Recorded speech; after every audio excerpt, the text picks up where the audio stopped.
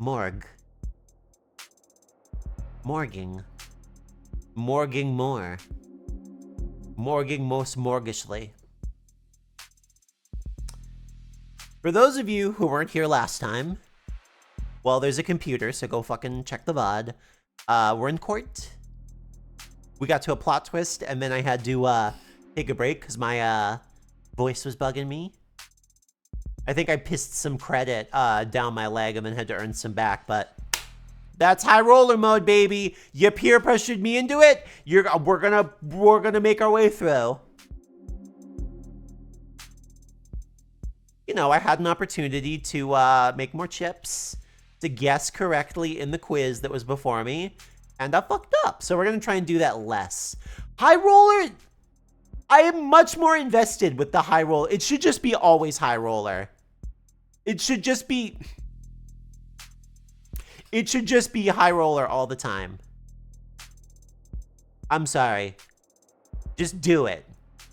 Just do it. It's a video game. Who cares if you get it wrong?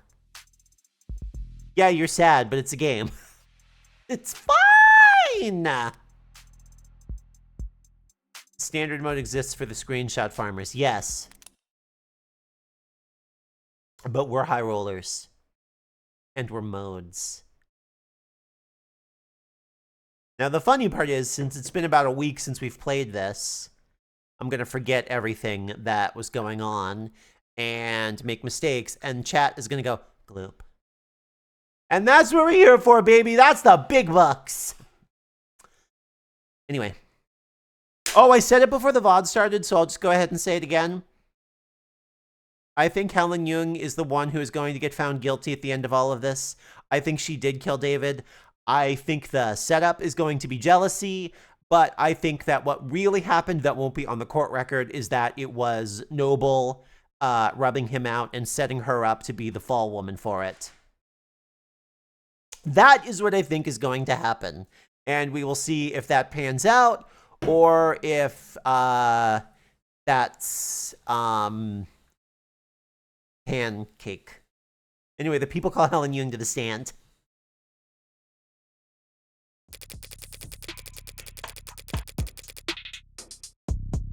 So, fun fact that I learned from Fire Mountain the other day. Fire Mountain teaches me a lot of fun facts, by the way. Rest of you, I could use more fun facts in my life. I like fun. Some of you have never given me even one fun fact. But anyway, the actual fun fact. I didn't realize that she was late. That was the fun fact. I didn't realize Aidey was added late in development. You look so cute when you smile so sneakily. Well, you gotta look like, oh, I'm a little scamp. I'm a little rambunctious. I'm telling a lie on purpose. But the fact that she got added late is like surprising because she's so like an iconic character. But she's also a little bit disconnected from everything, which is fine. Lobsters pee from their face. I think anyone can pee from their face if they try hard enough. All right, I'm a CEO. Helen Jung, Vice President of Android Futures at Noble Electronics, Eastern Division. Miss Jung, you were there the night Dr. Asher died.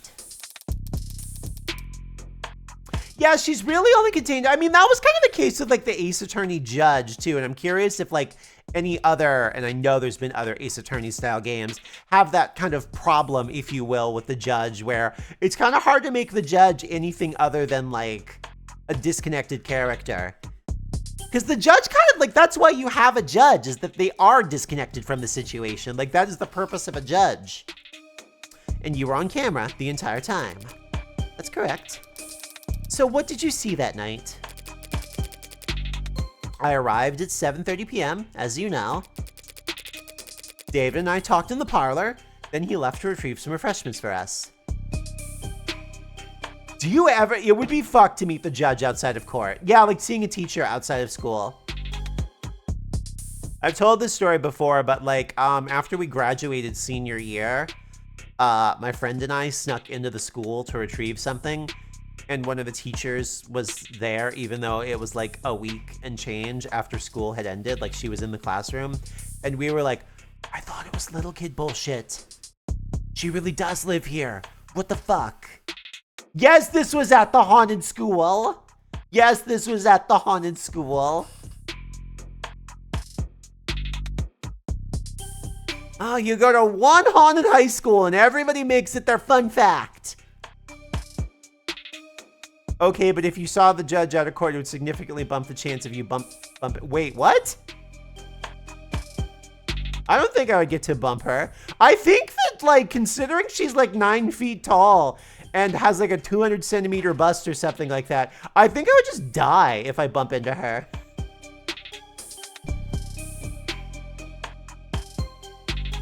No, it was a teacher, because here's the thing. The haunted school was in 2 parts. One of them was the haunted mansion. One of them was the regular ass boring school building. That was like you think it is.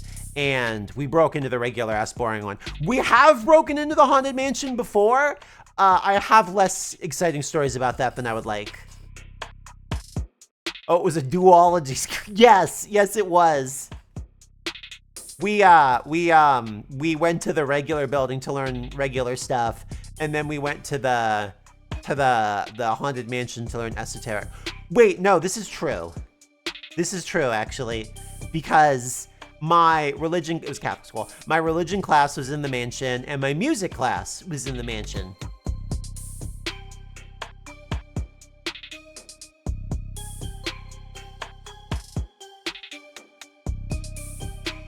Anyway, back to the plot. Dave and I talked in the parlor, then he left to retrieve some refreshments for us. After drinking together for a short while, he fell ill. I contacted emergency services and I'm sure you're all tired of hearing the same details over and over by now. The same details over and over aren't going to hold up anymore, Madam Veep. It's still unclear whether Jung's more concerned with protecting herself or the almighty company. But it'll clear up real fast if I can turn up the pressure on her here and now.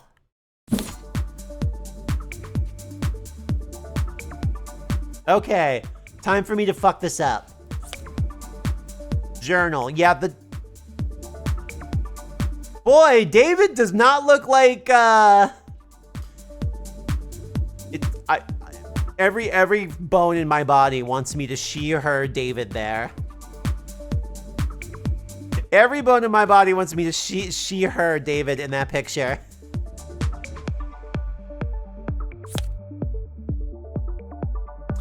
Yeah, so what is... It is really... I'm trying to remember if there are any details in the journal that explicitly related to David possibly getting the can. Oh, there was a lot in the journal, and I'm trying to remember if there was anything in there that was explicitly about, like, the events here with the arbitration here.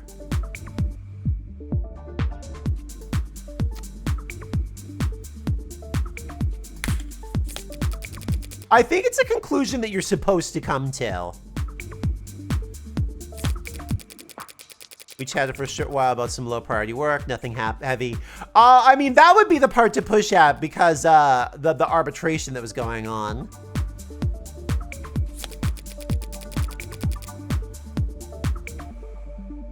He came back, we shared a drink together. That's not the weird part. At the time, I didn't notice anything strange. He had nothing weird there. We were just reminiscing. I didn't think his life was in danger. I'm not going to push on that either, but then he became ill. Okay, yeah, no, it's the thing at the beginning.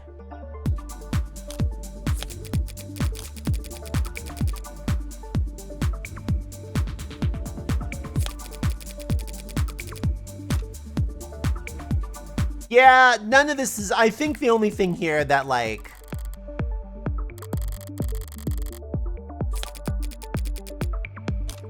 Yeah, you came there at 7:45. No, that's not it. This is the one that we're gonna call on.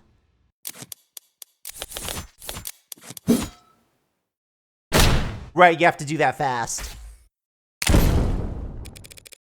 Nothing heavy. You're both more professional than I realized. Oof, there we go. I forgot that, like, you have to act quick there. And I was like, oh, I kind of panicked. since only hours earlier you had run a meeting in which his employment was terminated. His employment wasn't terminated at the arbitration you're referring to. His resignation was merely agreed upon. Yes, and we can all imagine how grateful he felt about the whole process. David didn't hold grudges. Conversation wasn't about that. The fact that you had fired him that afternoon didn't come up? Asked and answered. Who initiated the meeting at his penthouse? I arrived unannounced. So you weren't invited. Very cordial indeed. If he didn't want to see me, he could have stopped me at the elevators. Could he have? Noble owned that entire building down to the wiring. Counsel is badgering the witness, Your Honor. Huh? I love this. I mean, all of her graphics are good, but her playing on her fucking Vita is really good. Right, should we execute her for that then? No need. If I can just continue my questioning, we can finally start addressing the elephant in the room. Where?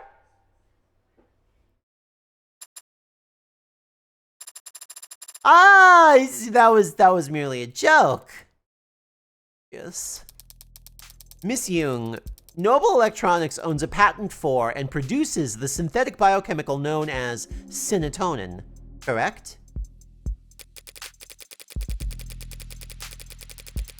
Justice may not be blind, but she is surely a bimbo. We're keeping that typo right where it is. We're keeping that typo right where it is. No, bimbo is robot bimbo. Binary from binary. Bo from bimbo.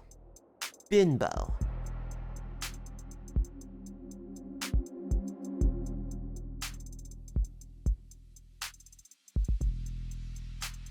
I can just do things with my hands and you have to watch it.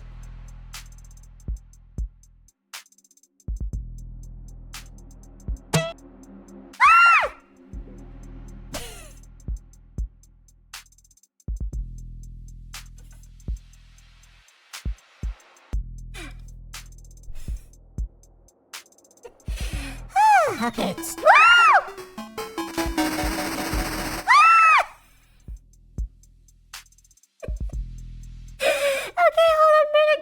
That's correct. It's used in our warm models to facilitate integration and communication between organic and synthetic components.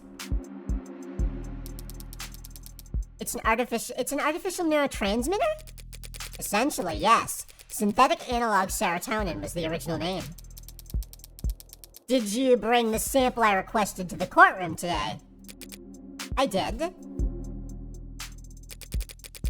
Serotonin is produced on-site at our assembly lines as a caramel-tinted solution, including water and a few non-reactive organic byproducts.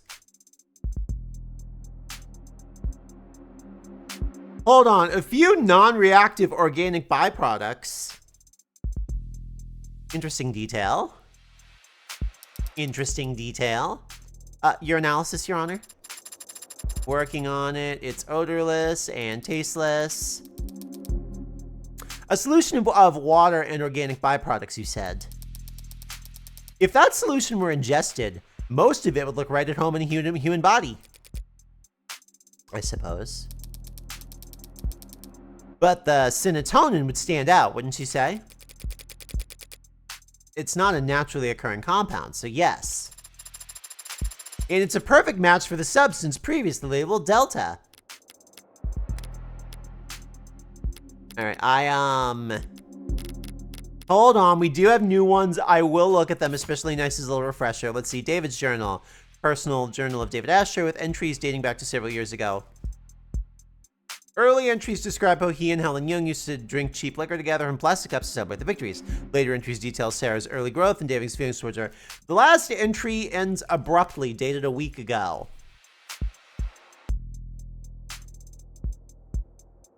No, I know it's not new. It's just been a week. It's just been a week, so I'm going to check up. Or two in some cases. phone call between David and Isaac from 6:29 to 6:36. Isaac ended their relationship during the call because the call received inside his home is automatically intercepted and recorded by the building's penumbra security system. Manufacturer.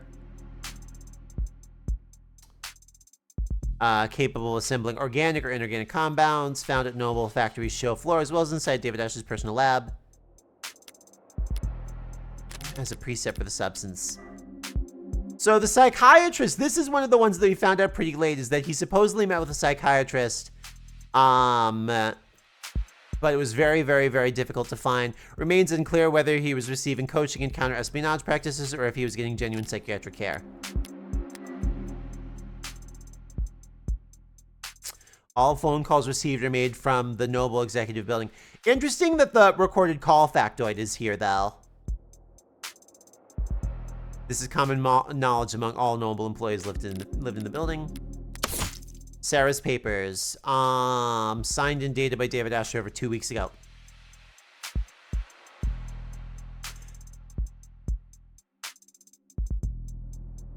So I'm trying to put I'm glad that I popped this up because I'm trying to put the timeline together a little bit in my head. David decided that he was going to give Sarah to Morgan 2 weeks ago. Oh, well, it was on Blue Sky. I think I retweeted it on Blue Sky. Go look at Blue Sky. I can find it too if you're having a hard time. But so David decided that he was going to give Sarah to Morgan 2 weeks ago. He stopped writing in the diary 1 week ago. Huh. Jess's testimony testified that David Asher had experienced harassment and stalking from conspiracy theorists throughout his career at Noble. I don't know that that's a crazy twist.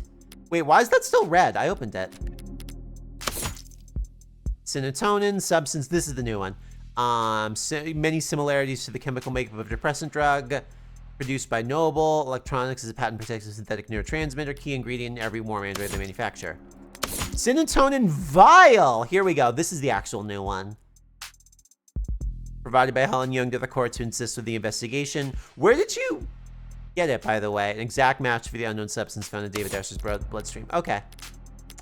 All right, we looked. We looked. And the sample we collected from the manufacturer present in Dr. Asher's lab? That's a bingo. Witness's brown stuff matches your brown stuff to a T. In light of this evidence and the witness's testimony, I motion that the court formally recognize that Dr. Asher's cause of death was serotonin poisoning. I don't object, Your Honor. But I'm afraid that I must. Ooh, what? What? Excuse me? Boy, I did not see whatever's about to happen here coming. Serotonin may very well have been in his body when he died, but serotonin didn't kill Dr. Asher. What? I mean, that was me and Emma. What? I mean, I guess we never, like, locked down that it would be... We updated the autopsy report, yeah. It couldn't have. It couldn't kill anybody. You know, it was funny. I was wondering, I was like, is there like a gray area with serotonin? But they were saying on the record, they were like, okay, the evidence says it's a depressant. The evidence says it's a depressant. Depressants can kill you. Slows your system down. Oh, really? An eye for gore? Wow. Because it's non-toxic, of course. We designed it to affect androids, not people. Hold on. You're now claiming that Dr. Asher died of what? Natural causes? I can't say what he died of. I'm not a medical expert. But I can easily prove that serotonin is harmless. She's gonna chug it. She's gonna chug it right here, right now. How could you...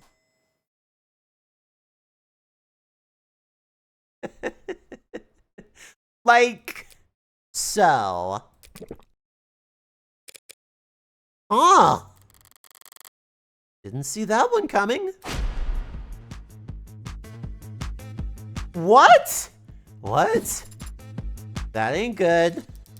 But bailiff, contact the hospital immediately. I told you, it's fine. But I can stand here all day if necessary. What in the... And what you just drank was several hundred times the amount found in Dr. Asher's body. Why didn't you say anything until now? Noble Electronics is a multinational corporation with patents filed all over the world. We take the protection of our trade secrets very seriously. The production and nature of serotonin is closely guarded. That guard remains up even during a murder investigation. Unfortunately. I would have been able to tell you earlier had you asked directly. What the hell kind of... This can't be right. Nothing else makes sense.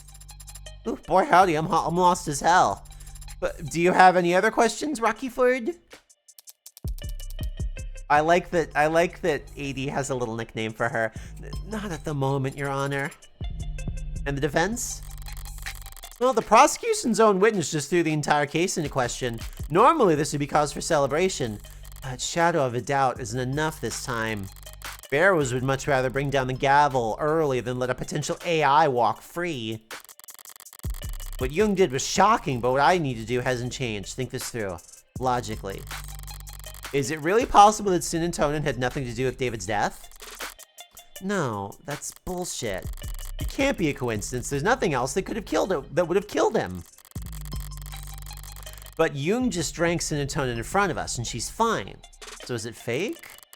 No, it was confirmed by the court computer to be the genuine article. So she drank poison but isn't showing any symptoms. Is it slow acting? If so, her grand gesture would be pointless. She'll be kept for observation regardless of what happens next. She takes some kind of antidote beforehand. No, antidotes are developed for poisons and industrial chemicals. David's dead. She's alive. What made the difference? Wake up! No sleeping on the job! Unless you're me. Of course, Your Honor. Allow me one moment to explain things to the court. We've confirmed just now that serotonin was a foreign compound in the body. Cool music coming in, by the way. And we all know logically that it must have been what killed David Asher. So what's the key difference between what David drank that night and what she drank in front of us just now?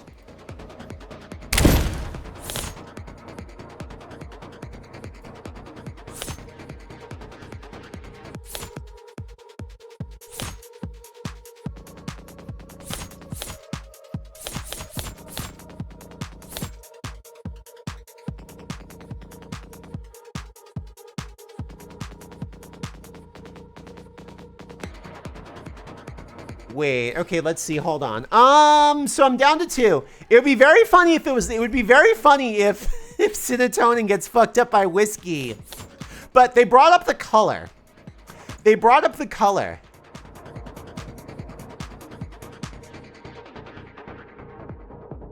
This stuff was brown.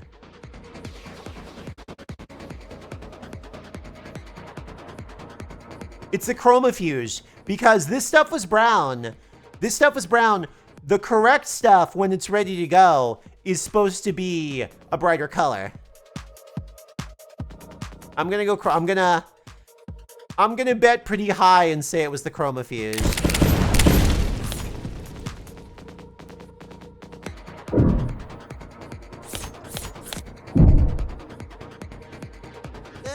Okay. The witness must have tampered with the sample using Noble's machinery.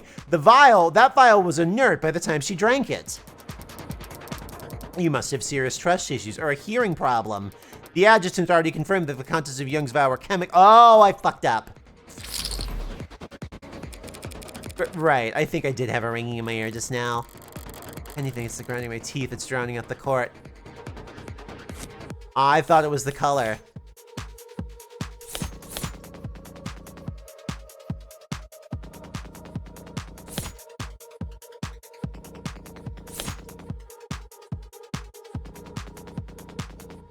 Let's see.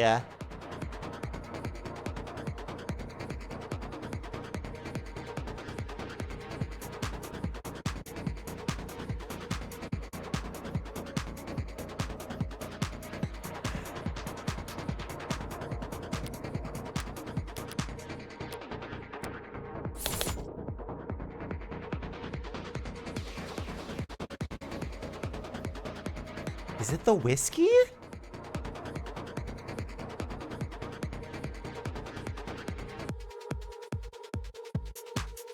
Maybe it's the whiskey.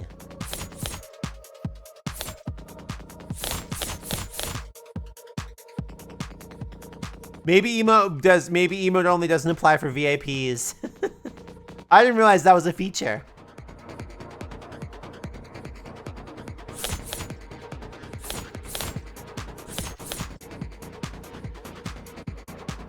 I don't think watering it down would help.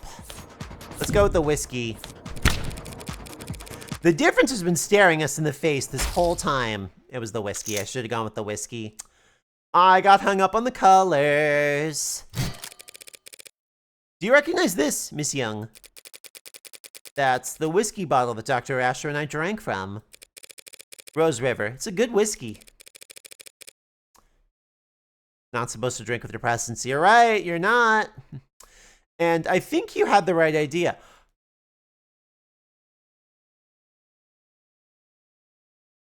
Not supposed to drink with depressants. Yeah. She can slip him the stuff. Her idea to have the alcohol.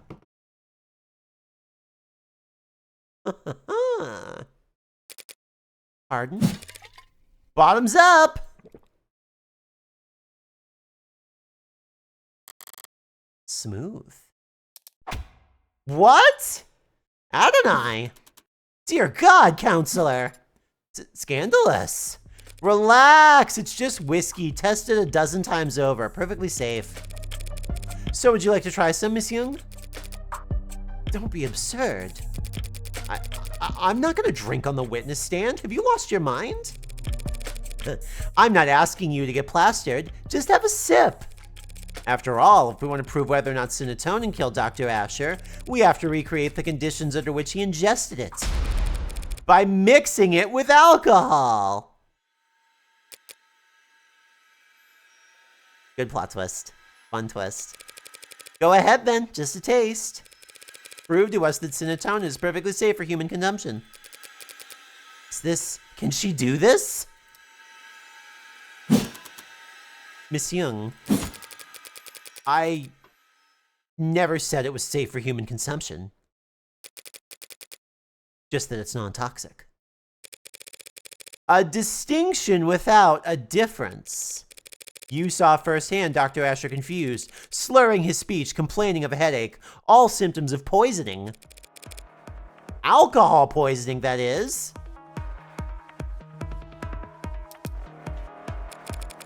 Serotonin is a neurotransmitter analog. Maybe it doesn't do anything in the human body on its own, but in combination with alcohol, it acts as a powerful depressant. One strong enough to turn a glass or two of whiskey into a lethal overdose. That's just... Even if that is the case, what does it change? It changes whether or not we can accept the witness's testimony. Even if this witness is a liar, what does that change? Why would the witness lie if not to... She's a corporate climber. I imagine it's like breathing for her. Your Honor, this is wild, but ultimately irrelevant. Irrelevant? When you've yet to establish an alternative interpretation of the facts, yes. What are you even accusing the witness of doing, counselor, beyond angling for a promotion? We've all seen the story by now. Noble android saves soldier's life with warm blood transfusion. Oh, this is the story we found out was bullshit.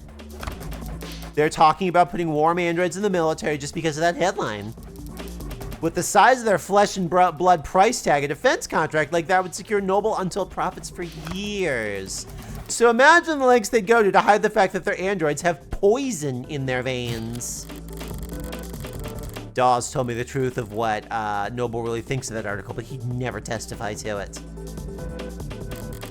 At least I know for sure Emma's wrong about this poisoned blood nonsense. And you'd think she'd perjure herself for that. She's a high-powered corporate executive. It's her job to assess risk versus reward. And she can afford the fine. As I said, it's not truly poisonous. And the chances of cross-contamination from a simple plasma transfusion are...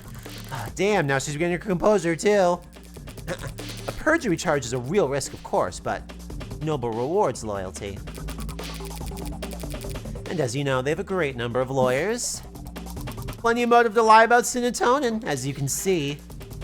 But no motive for her to cover up the death of Noble Electronics' golden goose. No motive to kill David Asher, you say?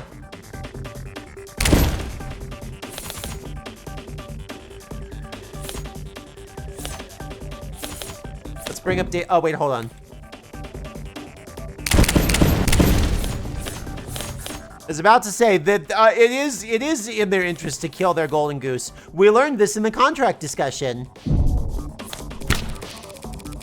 There's plenty of motivation for her and Noble to want David dead, seeing as how they were firing him.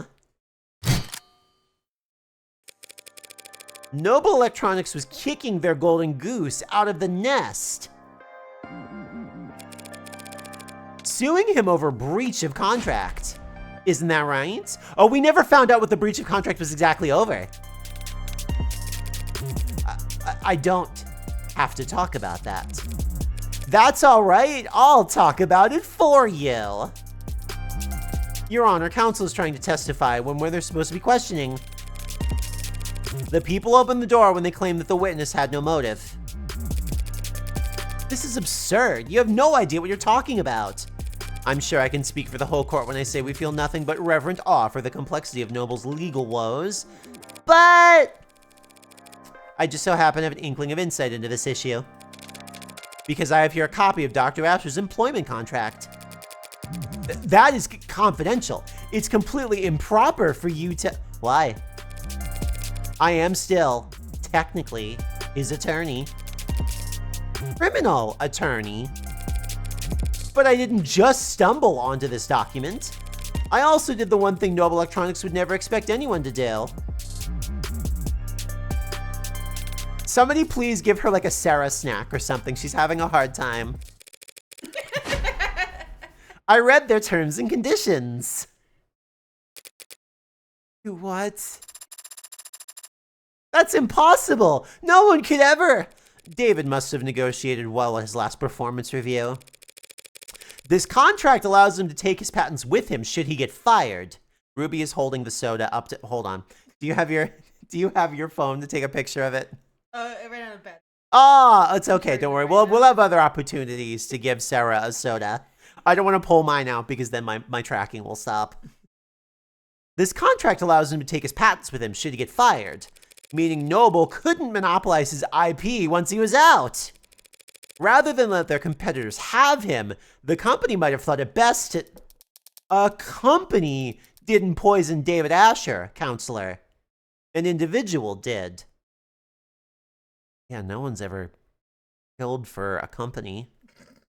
And if they cared that much about controlling his intellectual property, they wouldn't fire him in the first place. Correct. They wouldn't let him go for anything less than a complete breakdown of trust. He'd have to have done something grave. Something like, say, committing fraud. This is not going well for Jung. Just now you said there was a breach of contract. Like it was some kind of technicality that was causing the split. But it was much more serious than that, wasn't it? You're claiming the victim committed corporate fraud? Where's the evidence of that? David created the Turing solution that every one of their androids has run on to this day. And Noble reaped enormous profits capitalizing on his intellectual property. With how his contract was set up, they would never let him go unless they absolutely had to. Then what exactly do you think David Asher did?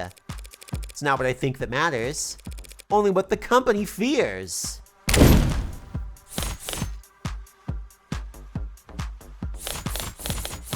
Let's see.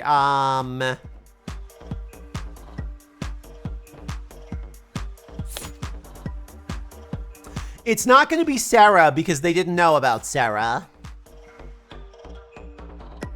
Fire Mountain is on the warpath. Fire Mountain is on the warpath, yes. Shut the fuck up. I love you too. I think it's going to be the tenants because they don't know about Sarah, but considering his meteoric growth in skill set, I think they would be worried that he was on the edge of an AI. And then what's our last one here? Shipping data. I don't think we're at the shipping data cover-up. I think it's tenants time. I think it's tenants time.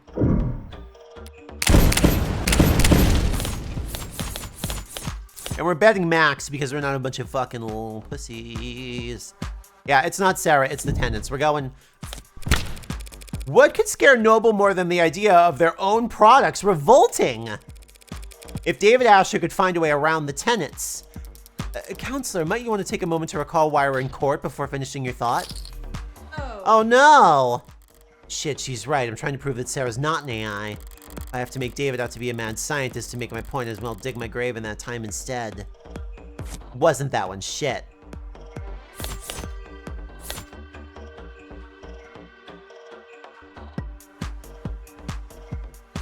I don't want to present Sarah because they wouldn't know about Sarah. They didn't know about Sarah. Sarah was a secret.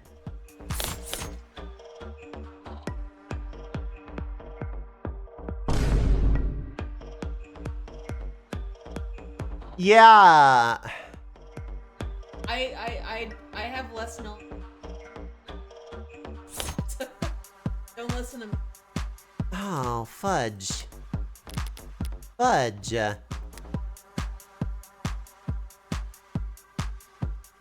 Fudge. Yeah, Ruby, this is a very good game is the thing. Okay. I've like taken in some of it, but I think it's enough that I not really know what's going on. I don't think it's so I'm really reluctant to present Sarah because I don't think that they know about Sarah. And I don't think that we want to lead the conversation to Sarah for the same reason that we just got shooed away from the tenants.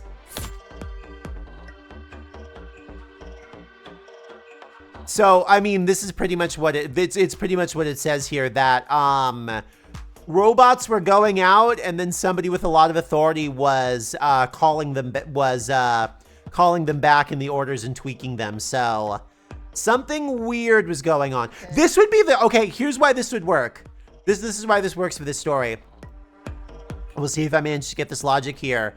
This points to David doing something fraudulent that is completely different from the AI horror story that we're trying to get out from under. You'd have to make a case for it. Yeah, so we'd have to make a case for it. So I'm gonna say it's this one. Doesn't matter what I believe, not when Noble believed that David was misleading their shareholders. Oh, there you go. By altering shipment data for the Animate 16. What the hell? What is this you're uploading? Shipping records? Irregularities among shipments of the Animate 16. One android swapped in for another, over and over, dozens of times.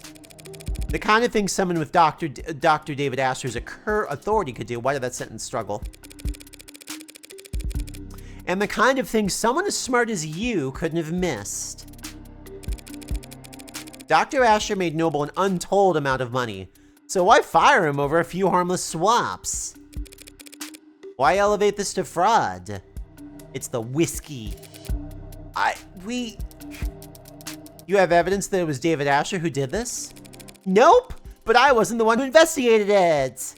So let's ask her.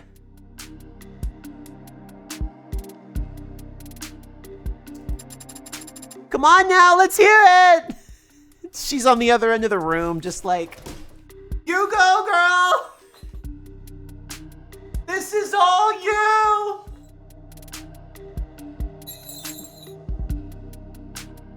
I put the hat on, by the way.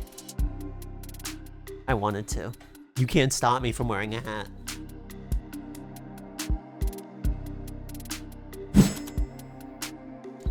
Yeah, let's.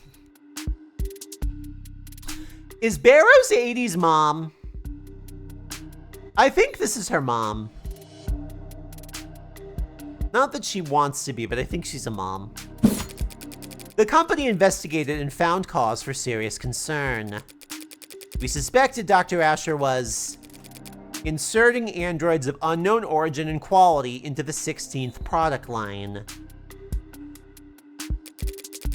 Introducing unpredictable elements in extremely stable and profitable generation of androids. Why would he do that? For pride? As a practical joke? So one like theory that I was like kind of cooking in the back of my head, like leading up to this stream, leading up to this week, is I was like, what if Sarah-style robots actually made it out in the field?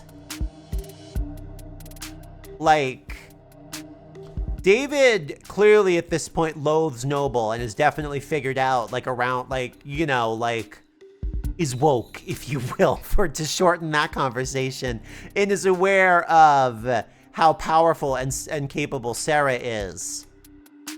What if the technology made it out? And there were robots that could disobey their creators, turn on Noble even. Did that actually happen? Does it really matter? He endangered the future of the company. It matters enormously. So you prepared to fire him. Yeah, David doesn't seem... Yeah, no, he's not a pride-focused guy. I think he hates Noble. He's never done it for pride.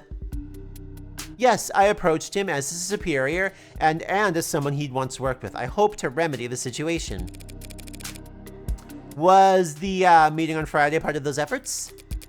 It was the culmination of those efforts. And in many ways, it was a success. The dispute was resolved swiftly.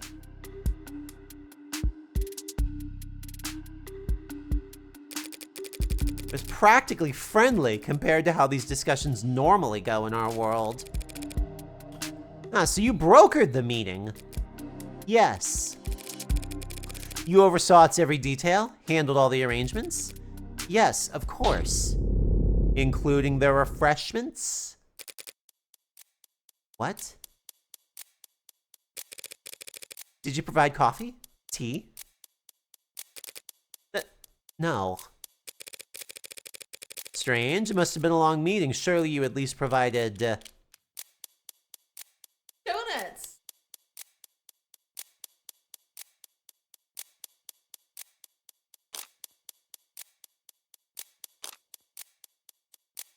You supplied crack.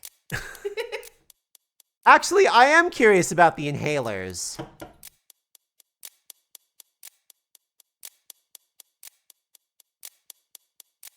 I'm gonna go with inhalers because we brought those up a while ago. And like the fact that like tons of Noble employees are on the stimulants is interesting. I'm going for the inhalers. Let's see if I get hit here. Inhalers for all your coworkers, yes? What? You mean like a Droxone? Don't be absurd. I'd be overstepping HR if I tried to pull that. Well, we wouldn't want... Okay, it's not that one, damn. Is it just water then? But if that's the case, he must have at least provided them with water. It was water, okay. Water? Sure, you at least provided water for people. It seems like the inhalers are just kind of thing. They were fun as a little detail for like, hey boy, it sure is fucked up. Sure is incredibly fucked up that these people have to take stimulants to get through their workday. Boy, that's dystopic. Adderall.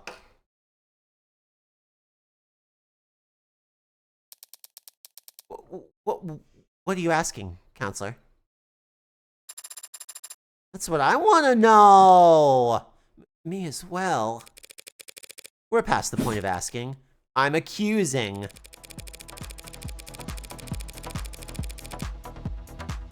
Dr. Asher didn't have some kind of freak medical accident, and he wasn't killed by some terrifying two-faced AI boogeyman. He was poisoned by this woman in the light of day at that meeting Friday afternoon. She really just... What do you mean poisoned at the meeting? That was hours before he showed any symptoms. As Miss Young testified and demonstrated, serotonin on its own is harmless, but it becomes fatal pretty easily. You just need to convince your victim to have a drink. You're saying he ingested the poison at noon and inadvertently triggered a fatal reaction with it that night? How could you get so far ahead of yourself? There were a dozen people at that meeting, counselor. None of them wound up dead. Are you seriously claiming that they all drank poison water? Interact with alcohol. Yeah, it interacts with alcohol. Okay, so that's something. Yeah, all they had to do was not drink alcohol. Sorry, I'm not saying that to. No, so I think the thing is, I think it's easy to say, no, wait, this meeting was with the board. No, wait, this meeting was with the board, and they all fucking are a Zoom call. No, I want to stay here because this meeting was a Zoom call. I think the only people physically present in the room were Jung and David. You're having to remember a lot from last week. It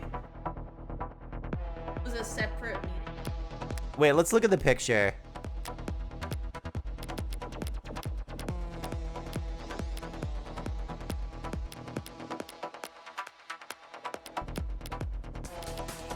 Where is the picture? I know it's in here. I thought we had arbitration. Here we go. Oh no, there's other people Okay, here. they were literally there. Okay. Bunch of people. Oh, Jung set up the meeting, controlled every aspect from the refreshments to the timing. Okay. So Jung was in charge of the refreshments. Okay. She just had to hope no one else drank alcohol that night? Or something?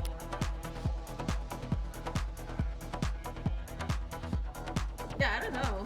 Well, no, she controlled every aspect from the refreshments to the timing. So the answer is no, not everyone drank poison. She was just an incredibly detail-oriented person, so it wouldn't have been weird that, like, she personally handed David a cup. Okay, I'm gonna go stay. I'm gonna go stay on this one. David was the only one to fall ill, so... But he fell ill because he drank from that water. Others must have drunk it too, so we must reason that they were poisoned as well. Take all the time you need getting there. So why aren't they all dead? Because, as all those people will surely attest, Helen Young made sure they'd be doing paperwork for the next 12 hours. Working late into the night, officiating the sentiments she arranged. Oh, did I miss out on extra money? Did I miss out on extra money because I stayed?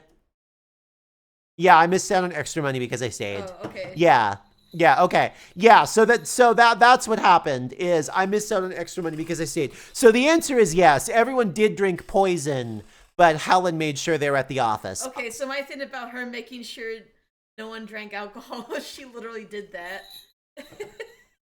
You guys are all working. Ruby's guess was that she made sure no one drank alcohol, and the answer was yes. I mean, I didn't know how she would have done that.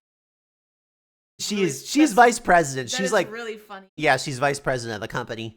Working late into the night, officiating the settlement she arranged, and not drinking alcohol. She had no guarantee about that. What if they started drinking after 6? With Noble's work-life harmony, fat chance. Gotta remember we've heard about the working conditions. Yeah, that's true. These people don't clock out until they reach their bunk. Only a generational talent like David Asher could afford to relax with a drink on a Friday night. His exceptionalism singled him out as her only victim. Hold it. You're forgetting something pretty basic, counselor. If everyone at the meeting drank water from the same pitcher, any one of them would have noticed if there was serotonin in it. Serotonin is a brown fluid. Now the chromofuge is coming in. Whiskey is too, so it'd be easy to slip it into a glass of liquor. But if she'd spiked the water at the meeting with it, it would have looked disgusting. There's no way she could have poisoned the water without people noticing. Drinking the shit water. I did. Drinking the doo-doo water so I don't piss off my boss. What Emma says is true, and yet Jung pulled it off anyway. How? There you are. Yeah, so this removes impurities and pigment and then dyes it pink. Yep, it's... Wait. Give me my money.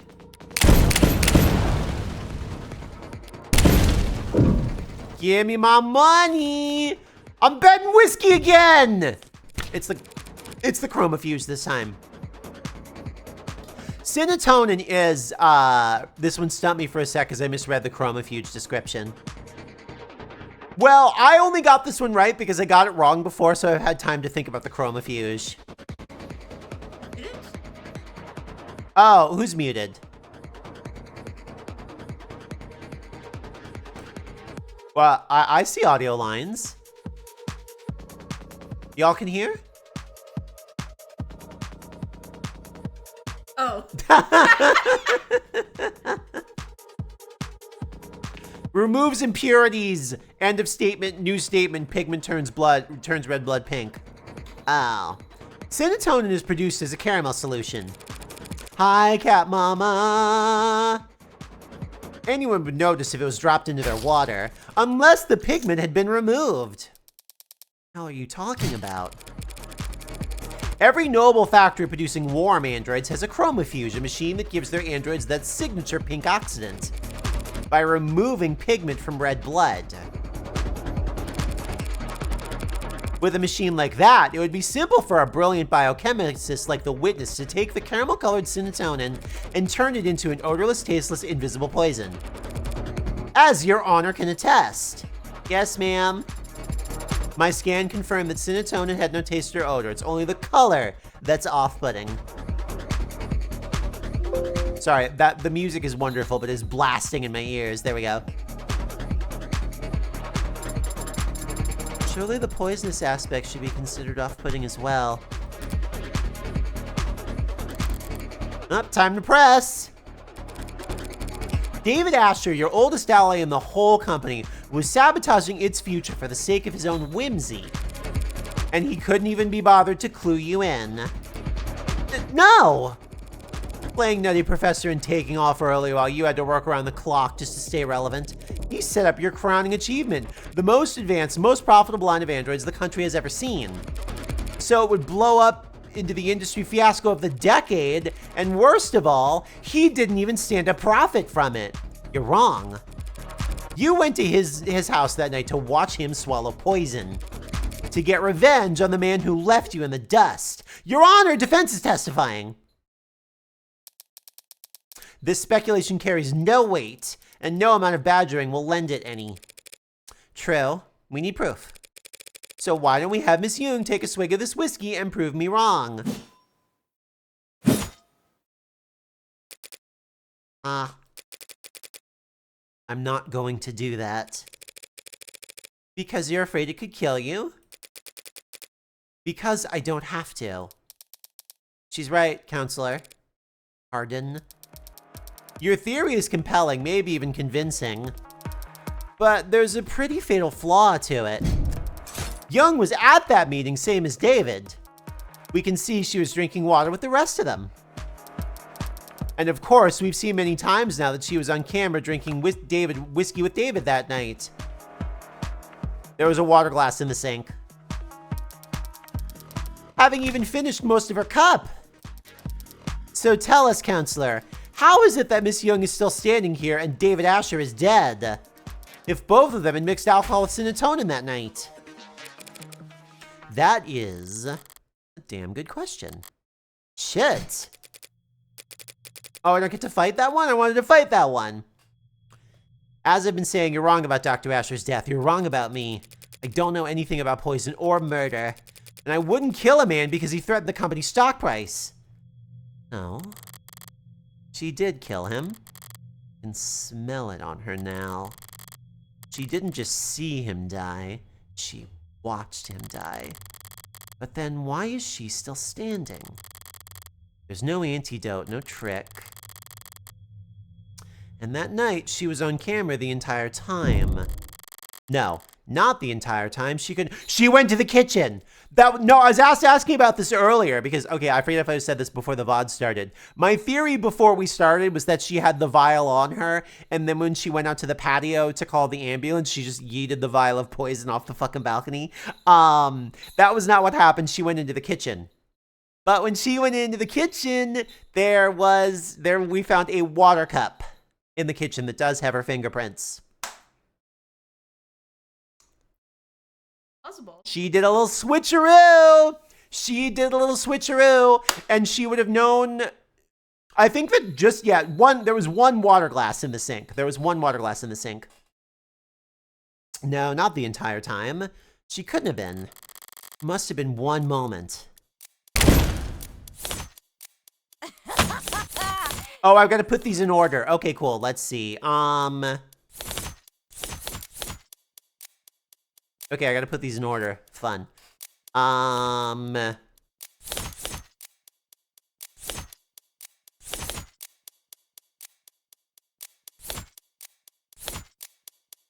let's see. Let's put this in order. Let's see. Or drink.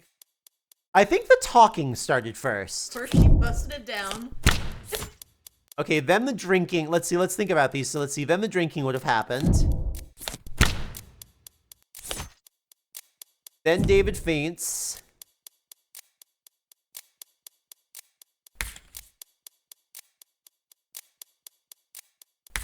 No, I can get it back. Okay. Wait, I can get it back. No, I gotta think about this. I feel like I remember it being drinking and then he passed. Yeah, he was drinking. Yeah, no, so I think these just have to go in the order of, let's see. I think the order is just talking, drinking, he faints, and then hospital.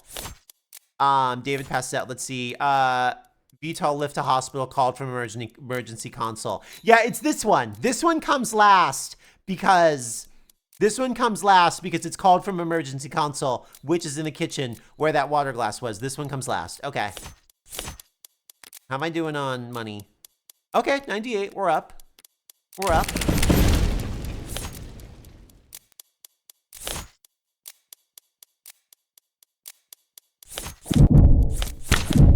Okay, I think this is order so far. This timeline leaves no window of opportunity. Damn it. Okay, now. Maybe she didn't get sick because they got to the hospital so fast. Maybe after she arrived, she could have... No, the staff would have been hyper-vigilant. Oh, there being one empty chamber. Yeah. Yeah, no. Oh, they were playing with me. Yeah. I'm saying it. I know what it is. No, the staff would have been hyper-vigilant, afraid she was poisoned too. They wouldn't let her out of their sight. Wait. David and Young only got there as fast as they did because of the VTOL. And the VTOL was only summoned because she used... Money. I got my money. Would you mind terribly if I changed the subject for just a moment? Why not? You left the parlor at 8:03 p.m. and headed into the kitchen to use the emergency console there. Yes, I did. Didn't want to use your phone? I didn't think to. No. And the emergency call went out at 8:04 p.m. The console saw you make the call through its camera. Yes, it did see me make the call because that's what happened. So what were you doing in that minute? What? That 1 minute? That 1 minute? What about that 1 minute? 1 minute or 50 seconds or even just 45 seconds. When you left Dr. Asher dying in the parlor to get to the emergency console, it took you about 1 minute to cross 5 meters. What of it? This is it, her only opportunity to do anything off camera that night. It was only a few seconds, but in that time with something at the scene, sure it was a stressful time for you. After all, you'd already swallowed poison back at that meeting. You must have drank plenty in front of everyone to set up your alibi. Who knows how much of a toxic time bomb was swimming in your blood by the time the arbitration ended. Then at David's, you downed your whiskey to perfect your alibi, having drank from the same bottle as that dead man walking. She threw up!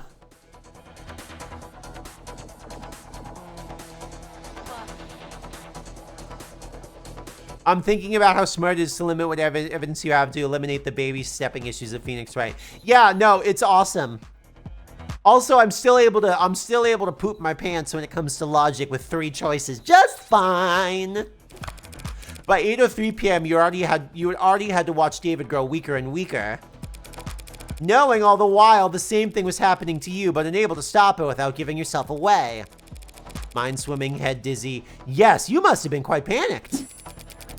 Then why am I standing here? Alive and well for all of us to see. Having drank the exact same combination as David. Because she G'd to death at the very last second.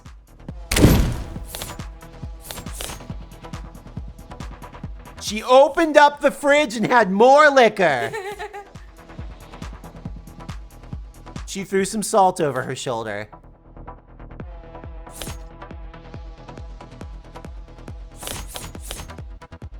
Wait, let's see. So, water glass found in kitchen sink with Jung's fingerprints. That's the most direct link there. Garbage disposal, too. I'm gonna go ahead and say that it's the water glass.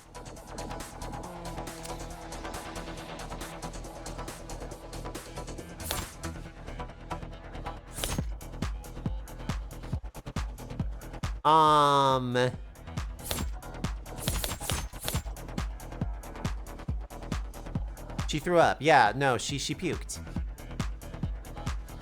She puked. It's the water glass. She puked. She puked? She puked, and because that was a disgusting experience, she drank water to get the barf out of her throat. Because it's awful.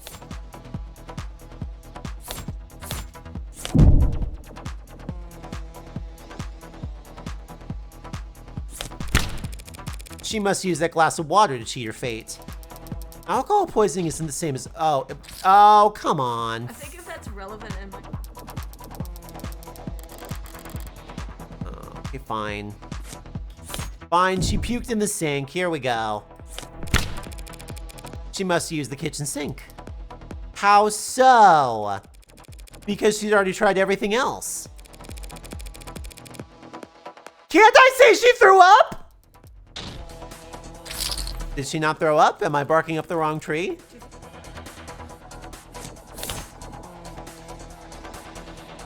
And sickness, I'm stupid. Wait,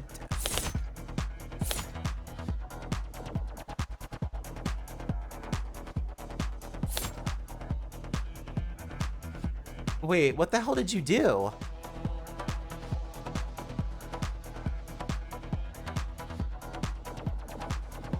Can you make yourself puke with salt? I haven't tried.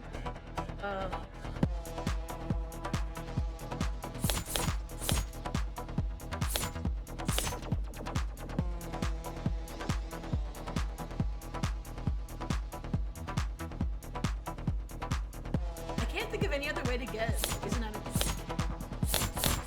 Yeah. Is there something salt can do that I'm not aware of? I guess I'll say the salt. And there wasn't any food in the... So the fridge has more liquor.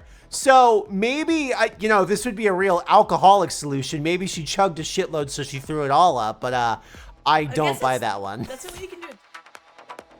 No, yeah, I think the poison would... She threw up. Please let me say she threw up. We'll find out what it was somehow. You set yourself up with... What? Game, you're pissing me off. Please let me say she threw up! Oh, To make there you yourself go. vomit. Okay, there we you fucking go! Oh my god, finally. The water makes... Yes, it does. Salt water makes you vomit. So that's why the cup...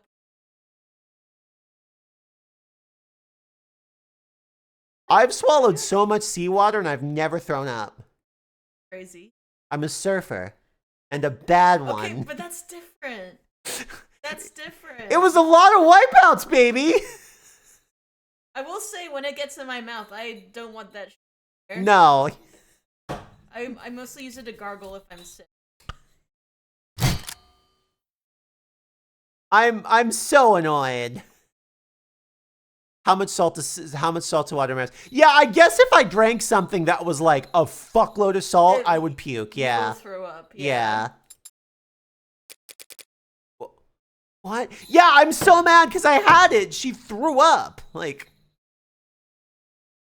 I don't. Yeah. Sarah does say the consuming. Oh, Sarah does. Oh my God, that was a month ago. Fuck. You threw up, expelling the contents of your stomach and thereby saving yourself from a fatal interaction. I can't imagine how you felt, sipping a drink you knew would be deadly, terrified that every minuscule grain of fatigue you felt could be your last.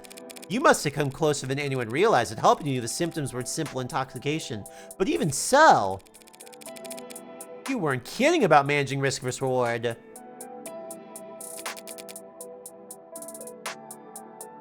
Sarah does say it. So in everyone's defense, Sarah does say it. And part of it is that, like, that was like, what, like 3 weeks ago now? Yeah, it does say bring sickness. I should have slowed down and read. I should have slowed down and read. You know, it's fine. It's fine. And Fire Mountain is correct. If we look at the evidence log, everything does go more in depth. Like, let's see. Like, you can stick your fingers down your but yeah. they're hinting towards this time. Yeah, they gave this TL. Nobody's out here gulping down seawater. Do my sacrifices, my wipeouts, mean nothing to you?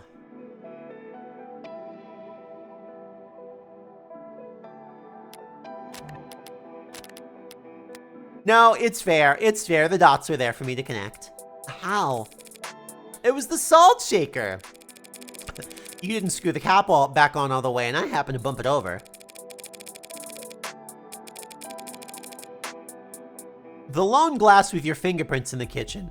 It could have been there for any reason. But the salt shaker gave you away. Because of one unscrewed cap? As I said, bad luck. I don't follow.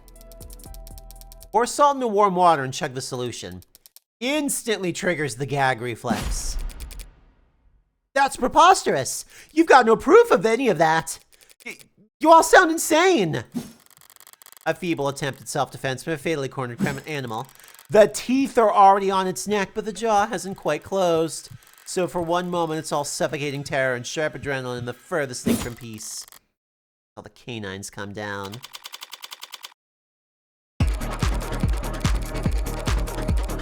Oh, we're dubstepping you.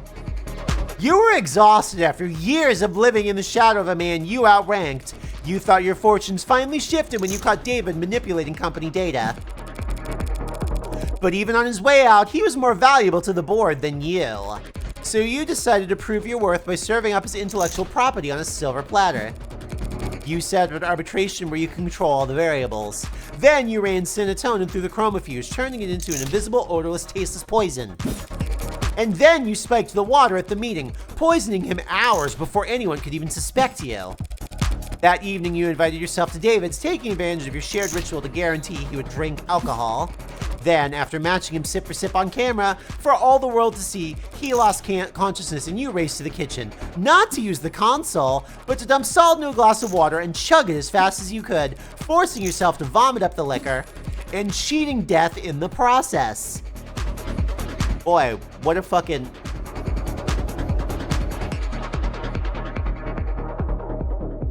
Morgan Mania on the screen here. Can't get her out of my head. This is what it's like to morgue out. That's all conjecture. You don't have a shred of evidence for any of that. Not on me.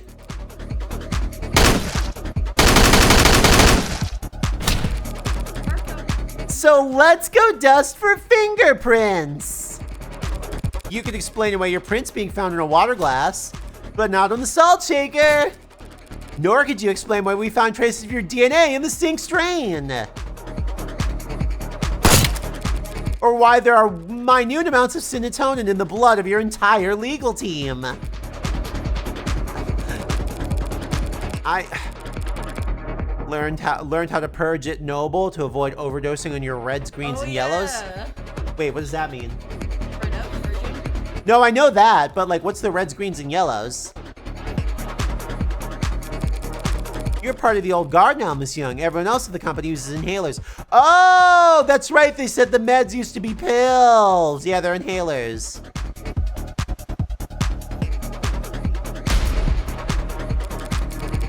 But if you want to prove me wrong about all this, that drink I offered you on earlier is still on the table. Well?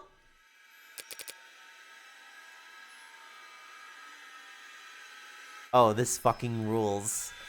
This is... Morgan's the best. Any questions? You... Madam Vice President? You! Oh, this is the Ace Attorney style crash out. We love it. Cold! Bitch!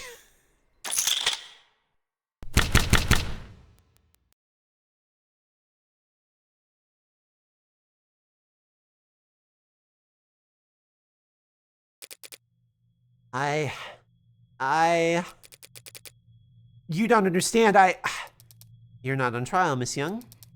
Not today. So I'd strongly suggest that you stop talking. For your own sake.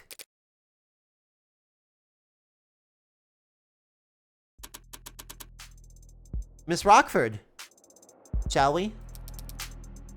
Yes, Your Honor.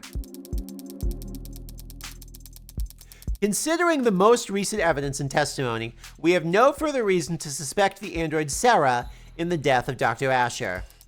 We know of no other occasions upon which said android may have broken any tenets. This means it's no longer considered at risk for violating the NDSA. And so, we formally withdraw our one charge of possession of contraband against the defendant, Evangeline Morgan. Does she, of all people, have to use my full name? Very well. Then the charges are dropped without prejudice. I'll instruct the bailiffs to remove the collar from the android as soon as possible. Ace? Sorry, is my hideous presence that distracting? I'll just go dig a hole and decompose it until I turn into a mushroom. Maybe if I'm reborn as a waxy porcini, I won't be quite so despised. Perhaps I should let the adjutant do the honors as a formality. Yes, ma'am! Justice is no longer blind. Cute. Case dismissed.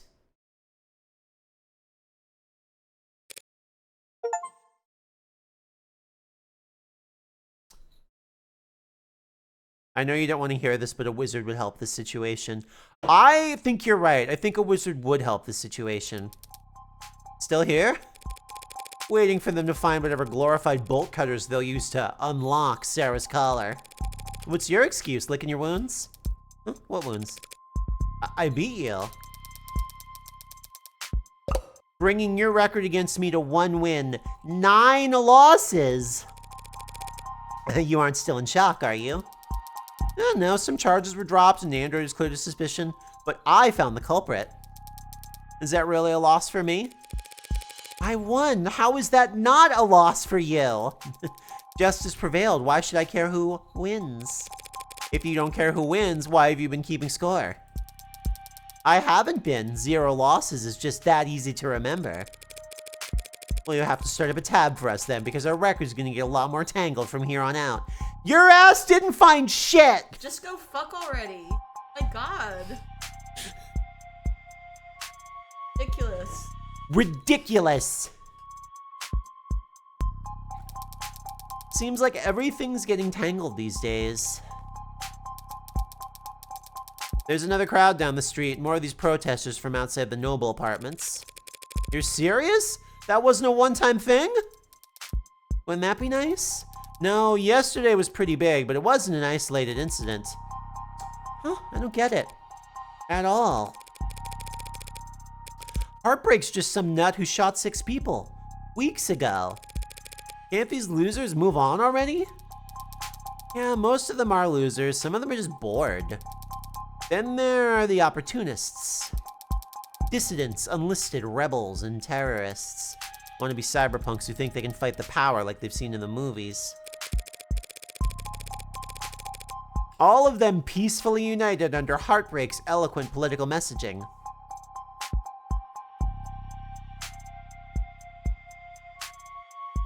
Women? Well, killing a noble, Oh, they're nobles! Killing a noble! Ah, ha, ha, ha, ha, ha, ha, ha. Got it. No, they were not excited because of the killing of the women. They were excited because of the killing of David, who they perceive as the father of the modern...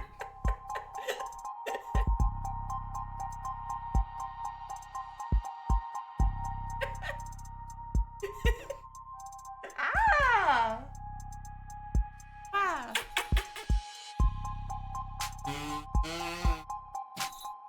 I felt that in my brain. Good. Did you like it? Oh, okay, we'll do it I again. love you very much. Who needs political messaging in the 21st century? Everyone's addicted to fighting straw men. Makes sense they'd want to fight for a straw man, too.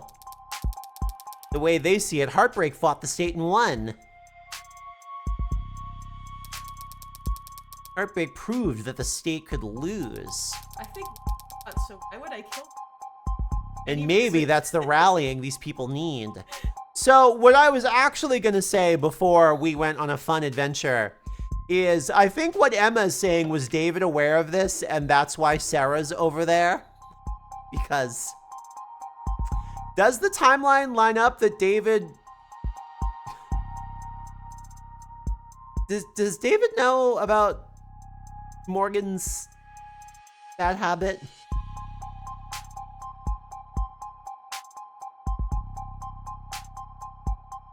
I just think it would be kind of funny if David was like, boy, it's really cool that my friend, the serial killer, has a political rallying cry around her against Noble, who are so evil. Too bad she's a serial killer and could really use someone to put her on the straight and narrow and maybe serial kill in the correct direction. Maybe he's chill like that. Well, it sounds, one of the things that we found out is it sounds like something really fucked up. So what the journal alluded to something really fucked up and shitty happening to David. We don't know what it was, but something fucked up and shitty happened to David. And he came over to Morgan's house about it, right after it happened. There was some catastrophe that happened to David, and she had his back during it. We also know that Morgan owes David a favor. Heartbreak kills were a month or 2 ago. Sarah's papers were signed 2 weeks ago. Well, that does work out then, because the Heartbreak, the kill that got everybody excited, and got Heartbreak the fans, was the prologue one. So that means that the timeline checks out, that David would have been alive and potentially aware of Morgan getting away with it.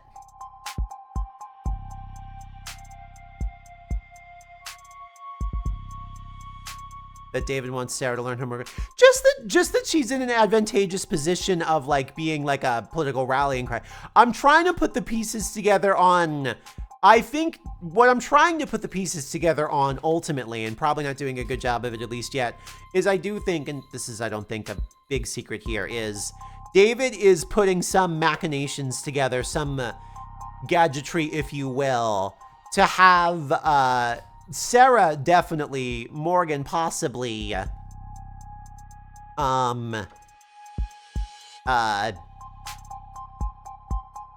I guess I don't know exactly what, but I do think that David had a very adversarial relationship with Noble and would love to see them go down.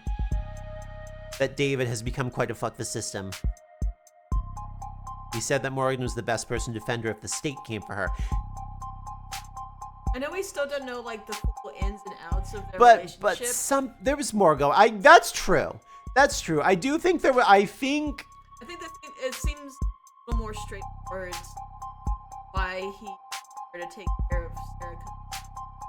For whatever reason, trust her. But like, we don't know everything. I shouldn't be. Yeah, Ruby, you got to get a mic if you're gonna lean in. You can have a microphone if you want to lean in. You got to get a mic. Yeah, Ruby. I didn't mean to sit here. You're allowed to sit here. You just got to get a microphone if you're gonna sit here. Okay. I'm more of the simple. I know what you are. Take care of my daughter and kill her if you need, right? Yeah, I think so. So here's the thing. I think that yes, David did give Morgan to Sarah to Morgan to protect her. There's more going on. Why was there weird stuff with shipments? Because the whole thing with like shipment switcheroo, that was weird. Something still smells about that whole situation. Anyway, it'll all fall apart soon enough. Heartbreak's gone to ground. Like, that was weird. We got this whole thing developed around like, oh, people are doing switcheroos with the robots. We don't know exactly who was doing switcheroos with the robots. And we don't know. It's weird. That went unanswered. It was an inciting incident for stuff that happened with David, and we still don't know the full story. Anyway, it'll all fall apart soon enough. Heartbreak's gone to ground. It's a lot worse than that. Heartbreak's gone viral. What? You haven't read about the copycats in other cities? No. Is that a thing? Yeah, it's a thing. Who the hell are they even shooting? Whoever they want to kill? None of them get away with it, of course, but it keeps happening. All while the original keeps killing. Now I know you're screwing with me. There haven't been any shootings. Not shootings, no. Not unsolved homicides either. But mugging's gone wrong, disappearances. It's a big city, counselor. More than enough blood for the real Heartbreak to wash their own crimes in. Oh, is that how Morgan's been getting away with it? That she's faking the scene? So you think your boogeyman, known only for shooting people in the heart, gave up on shooting people in the heart?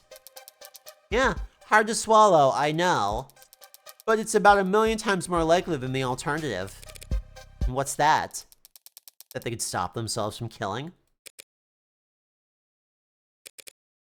You always know how to put my mind at ease, Emma. Should I stop going out at night? You'll be fine. You've got that gun. You saw that. Walking into a courtroom with concealed carry? Not gonna miss that, Morgan. Good to know you're paying attention. I think they just had sex. Or at least the closest thing Morgan has ever done to it.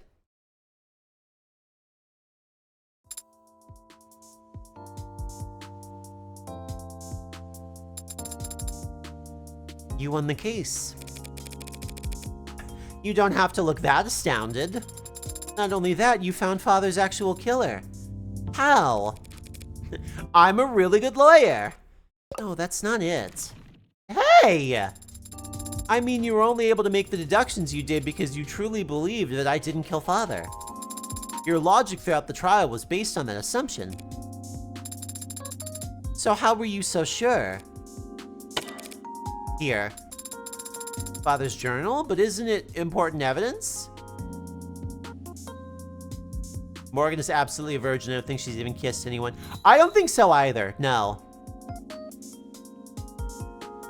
I think she's been on some incredibly strange, incredibly awkward, incredibly terrible dates. Very few in numbers, and none of them initiated by her.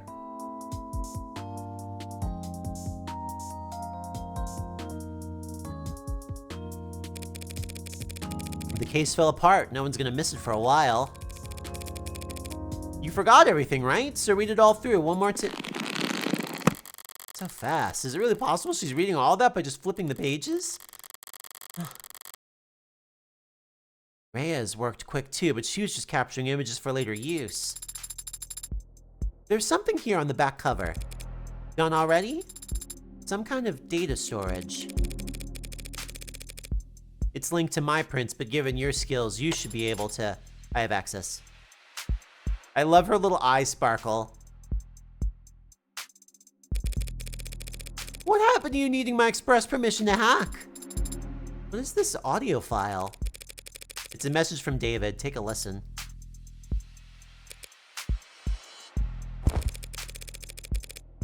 Didn't realize I'd have to sit for this. So you can read that whole journal in a few seconds, but you can't. I have processed the information in the message several times over already. I'm just thinking. I guess I'd have a lot to think about too had I suddenly been made aware of my own free will. What was Father so afraid of? That's your only question? I have many questions, but that is the most prominent one and the one you are best suited to help me answer. Did he know that Helen Jung would try to kill him? Is that why he arranged for you and me to meet?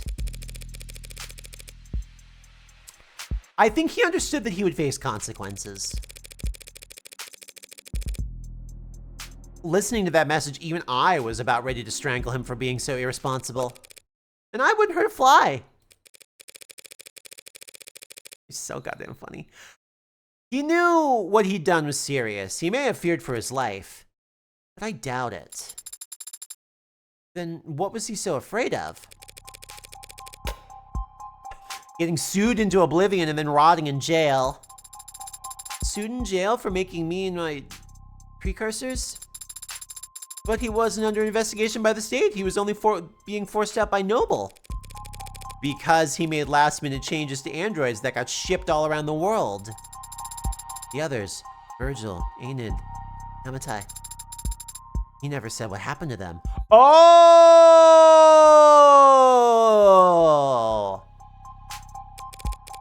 No, he didn't. But since none of the hardware in his house started talking to us, we can guess. He smuggled them out into the world using the only vessels he could find for them, the minds of randomly chosen A-16s. Then there's somewhere out there? Others? Like me? Boy, this won't come back to bite us in the ass or anything. I honestly don't think there's anyone or anything like you, Sarah. A lonely compliment. AIs programmed and cubed, crammed into commercial hardware set up for Tesseract. Something must have been lost in the transfer. Perhaps quite a lot of something. Maybe they're still out there, but they would be changed. They probably don't even know what they are. Intentionally, perhaps. David didn't want you to know what you are. Why he set your memory to reset when you went to sleep that Friday night. Yes, I remember it now. You remember it now? After I had to fight like hell to win that trial? But rereading the journal just now helped, and Father's voice message, it made me recontextualize many things. Father had been so stressed, he left scuff marks leaving the panic room, and I noticed them Friday. Ooh, color change. I had the way open in a few moments. I entered, I read his journal, this journal.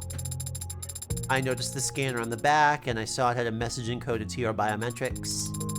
Father had already told me I had to live with you for some time, but I knew next to nothing about you, so I listened to it. Afterwards, I was very confused and hurt. Oh, this is when she stomped her foot and put a hole in the floor. He'd lied to me about 1,000 small times every day of my life. When I confronted him about it, I raised my voice and I lost my temper. I stamped my foot.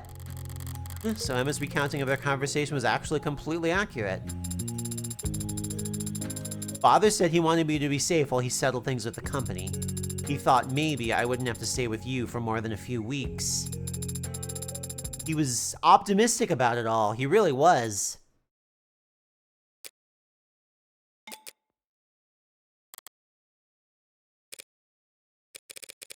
Sarah, I need to use the restroom. Oh, good luck.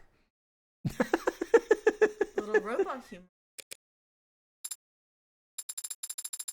You want me to come with you? Why? Because I said so. I don't actually have to obey your every word, Adonai. Sure you do. You're registered as my medical assistant.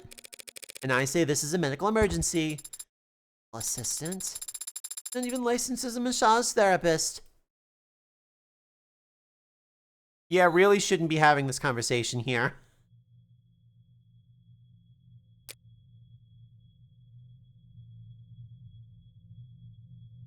Oh, this is about to be fucked up.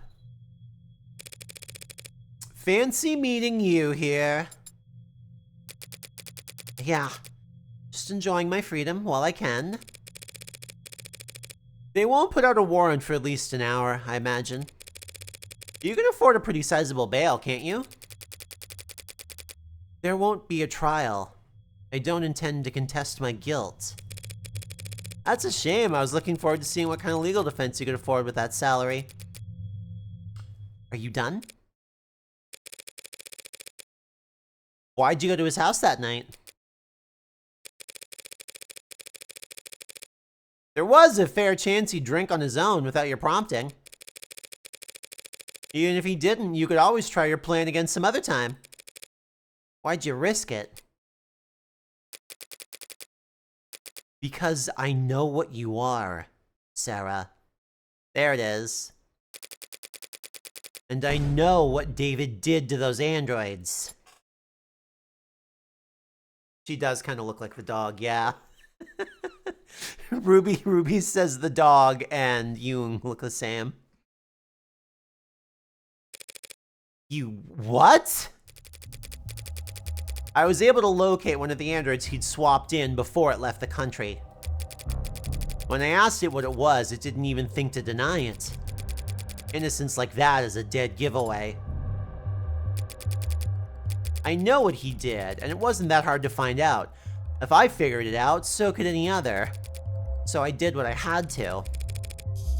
That was your motive? Silencing him?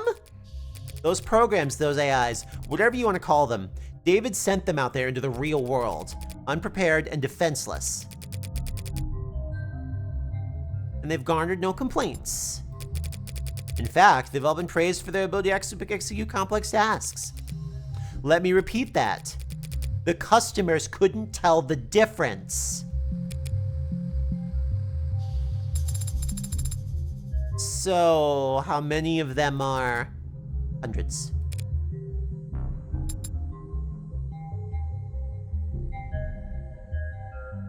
Oh, that's a lot more than 3. That's a lot more than 3! The swaps you found were just the small percentage that he got sloppy on. I don't know exactly how many there are now. I feared that they might multiply, but they don't seem to. Copy and paste. Very well. They can't just clone themselves. But who knows how long that'll be the case. So just because he opened Pandora's box, it was the principle of the thing. Ridiculous, I know. Stalled halfway up the corporate ladder and still making decisions based on principle. But David chose to put souls into things that we went on to sell as servants. Soldiers are worse. He turned the fastest growing industry in the world into a horror show, and he made me a slave trader. Oh. Yeah, you know, it is kind of fucked up what she did in that light, yeah.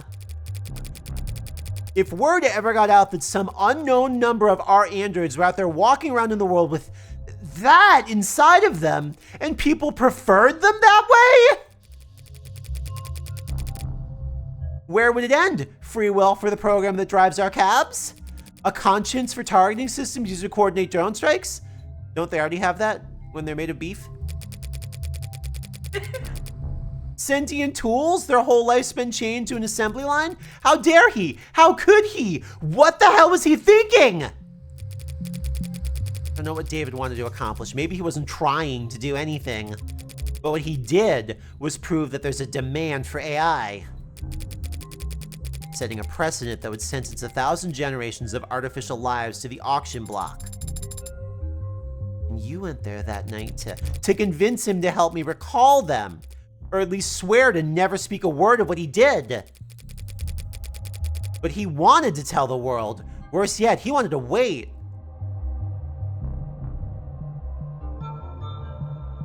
Oh my god.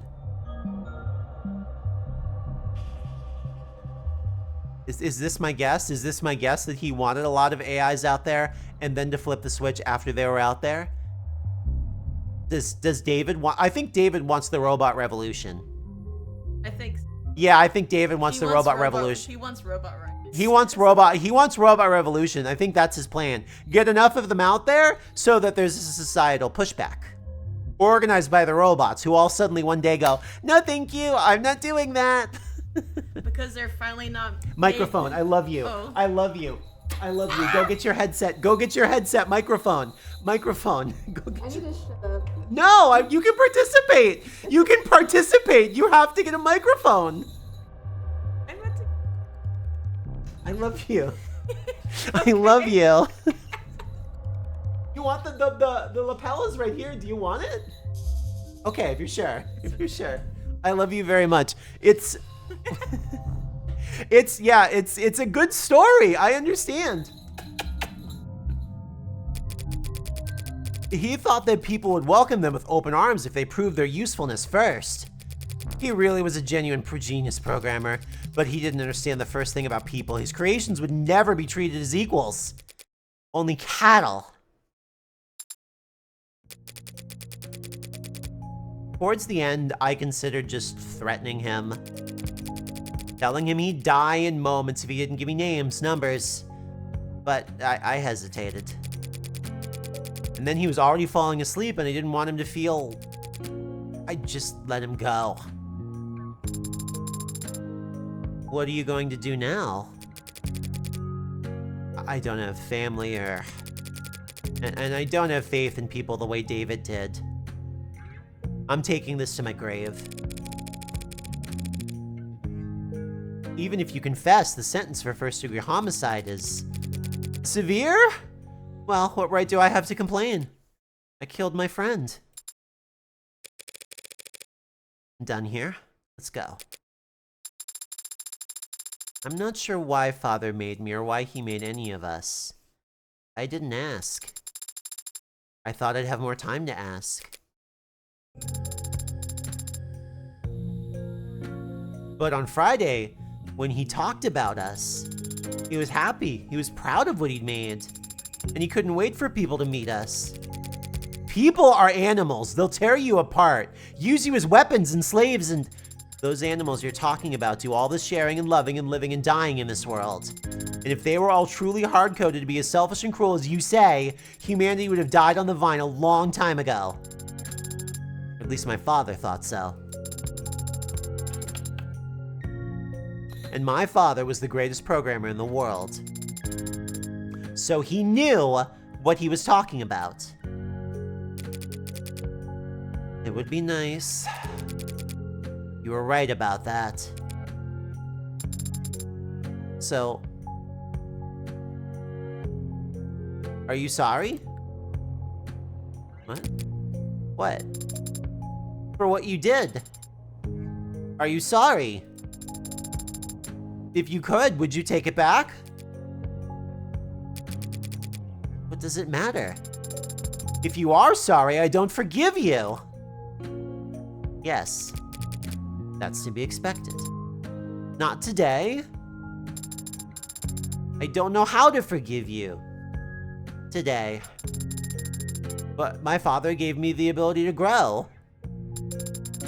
So I know that someday I'll learn how. Goodbye, Dr. Helen Young. Nice. She's way too nice. Goodbye, Sarah Asher. Last name!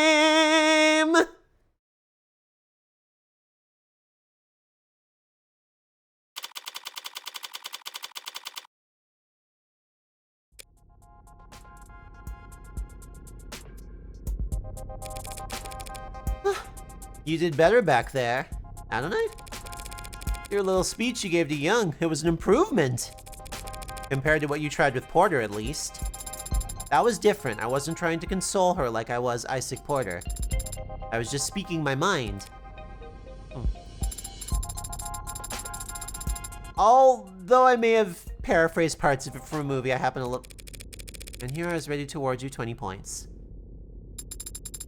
I didn't know the points even went that high. Move your hat, you're covering. Okay, I'm down here.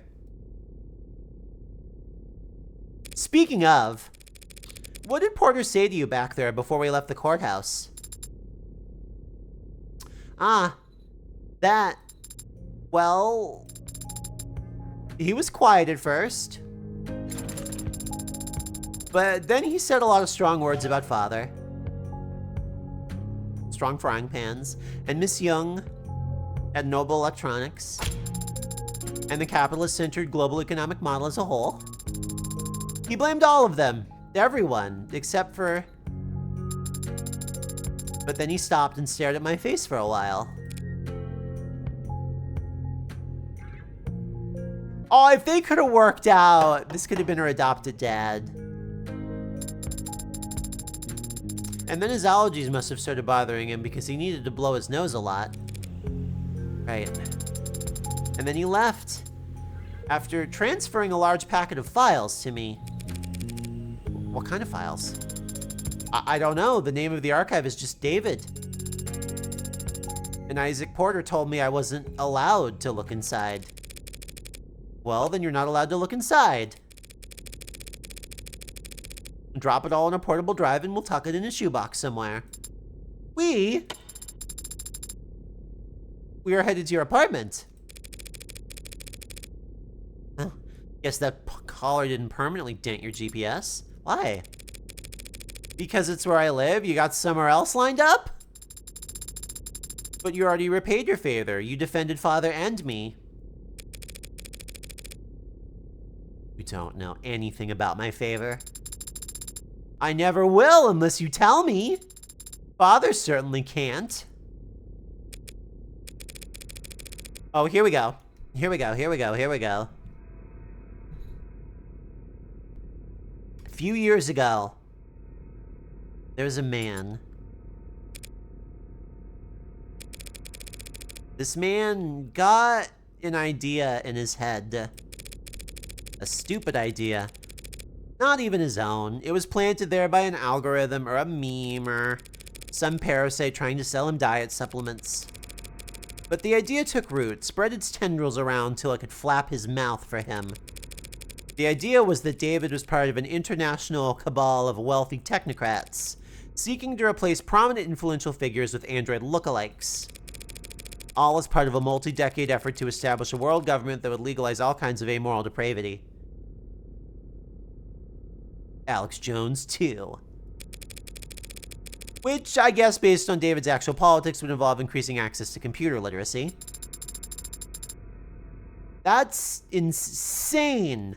Why would anyone... I was about to say, I think... Yeah, I'm glad that you said Snatcher, because I'm like, I think other sci-fi has done this plot.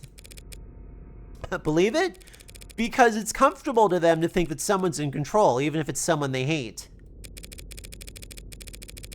Because it's fun to feel like you're in on an all-encompassing puzzle that only you can spot. People believe because they want to believe. So he fed the idea, pushed it down deep in his gray matter, then it consumed him from the inside out, lobotomized him, and took over his life.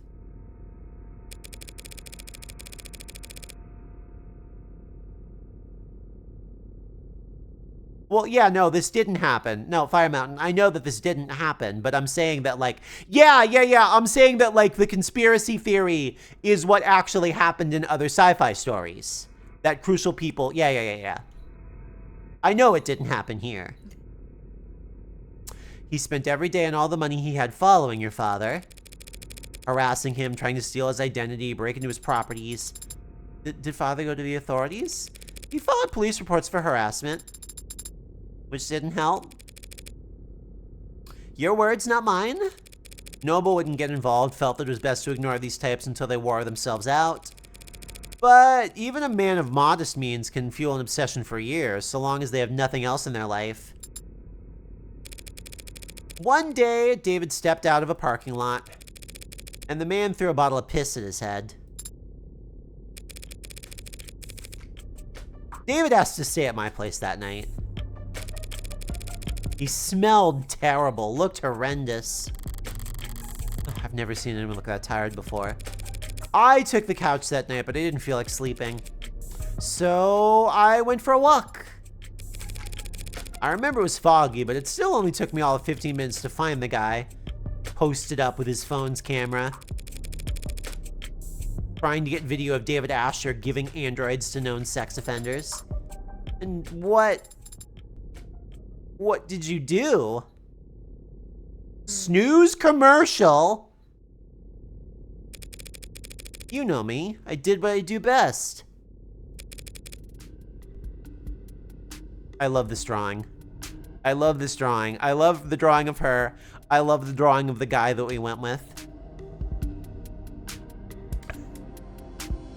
Yeah, sub right now. Sub right now if you want to know what she did. You have to give me money to know the plot line of the Devil. You have to.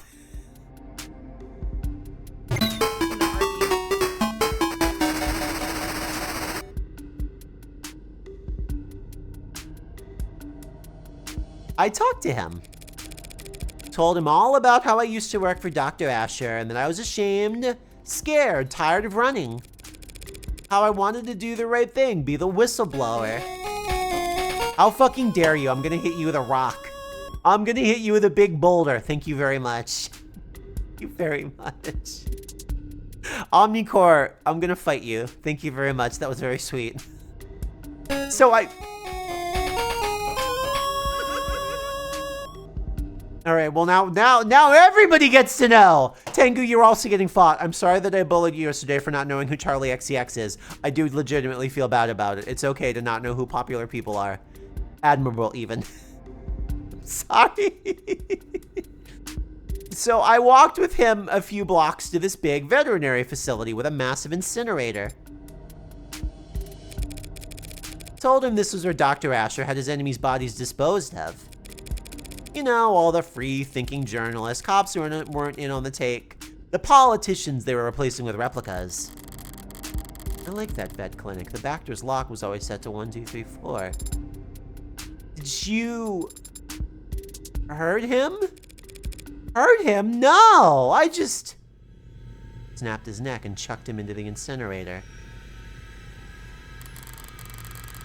More physical than I had planned, but he smelled like sour shit, and it put me in a foul mood. Disgusting fuck. I savored the crack of his oily vertebra crunching like a tin can. No, Sarah. I just scared the hell out of him. That was my intention at first. What I do for the pleasure of it. Him? I axed because he was just that revolting. I convinced him that the conspiracy was more real than he ever imagined, that he'd angered the wrong people and that the consequences were far darker than any of the filth he indulged in on the net. His ashes, much like himself, amounted to nothing in an incinerator that size. They're probably feeding seaweed at the bottom of the harbor right now. Much greater contribution to society than he ever would have managed in life.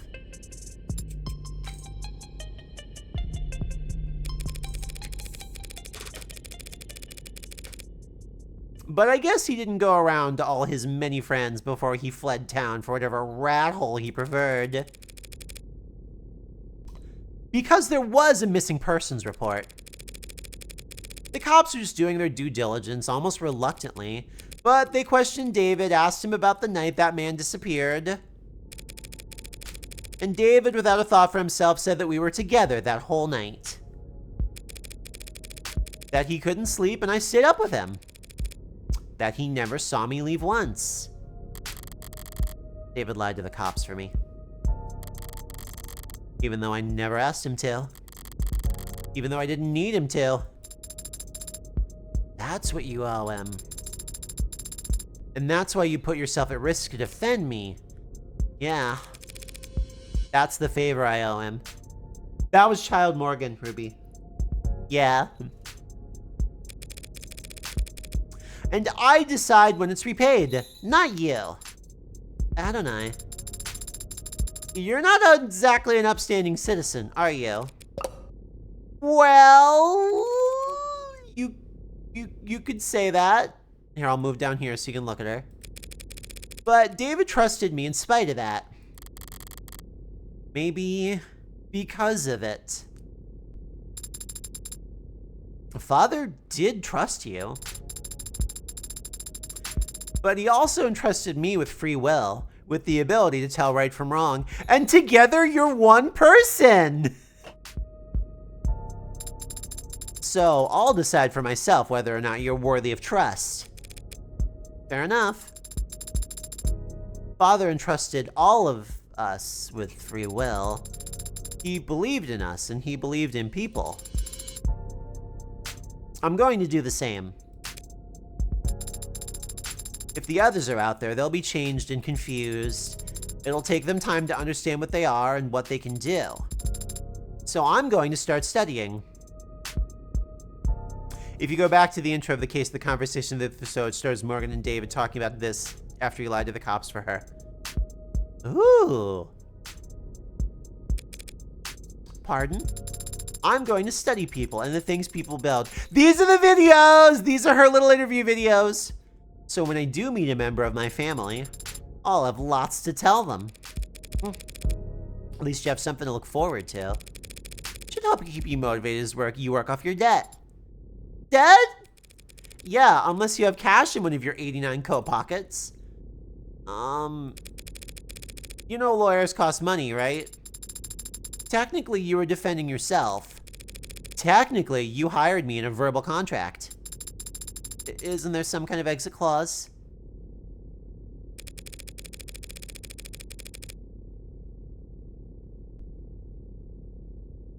Wait, what the fuck is this? What the fuck is this dumb thing? What the fuck is this dumb thing that I just got? What is this? What? Okay, sure. I guess I have that now. I just put it in chat. Yeah, hype train emotes are always fucking garbage. What is going on there? You could, of course, sign a release form to get out of the retainer if you were a human being. That's... But... I guess your luck must be turning around. Happens that I've been meaning to hire a paralegal for a while now. I hate anything to do with interviews and resumes, so... Whatever, you're hired. Adonai. Could it be that you're actually a pushover? Oh, you've no idea how far off the mark you are. I see, it seems I still need practice reading people. For starters... What's this? What are you doing with your hand? We should shake on it. Our new relationship. Yeah, sure. You and me are practically partners in crime. Morgan, you're the fucking best. You're a fucking mess. Should it not be you and I? By the way, the achievement for that is called Faustian. Art and art direction. Evil little bug! Landshark, that's what I'm worried about.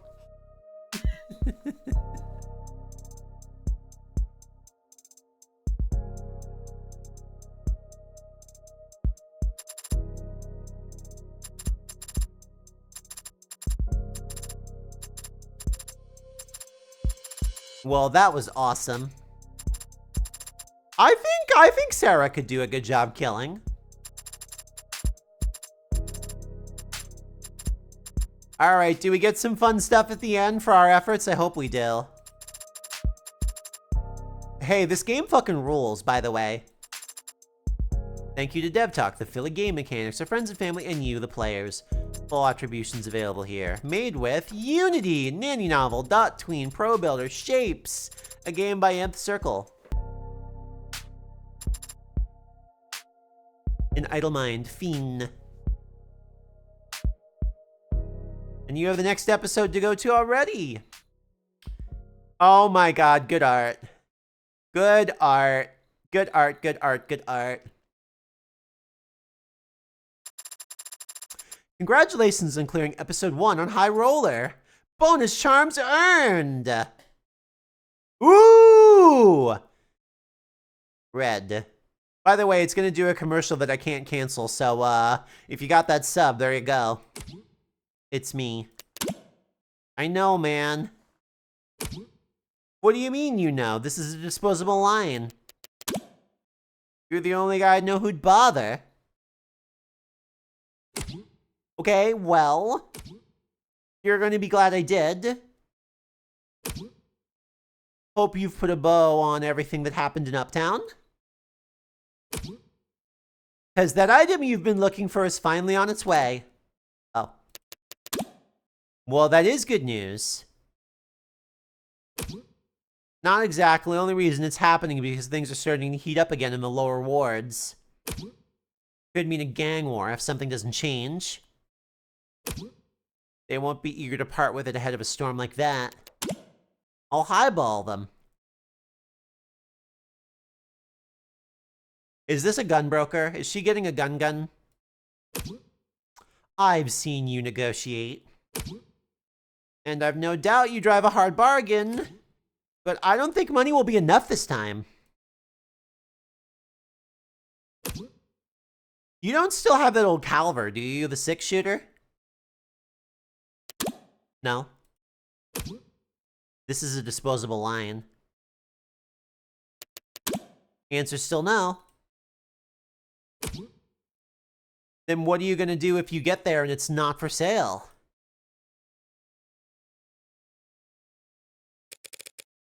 I'll ask nicely. To be continued in Of the Devil, episode 2. His due. Oh, we're gonna meet the devil.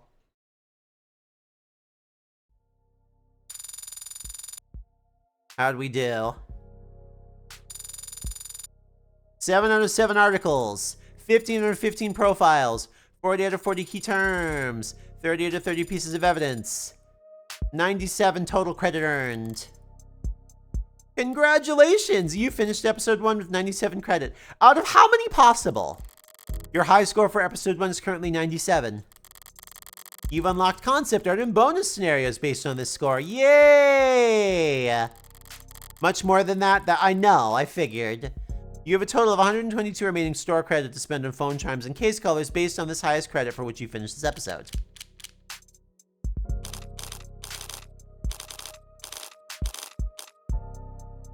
Alright, let's take a look at the concept gallery and the bonus scenarios. I think we've seen some of this concept gallery before.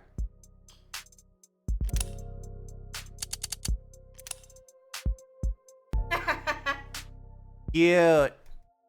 Cute. Can I, oh, I have to do it with the mouse? Okay. Oh, big fan of this jacket, Morgan. When would this have been happening?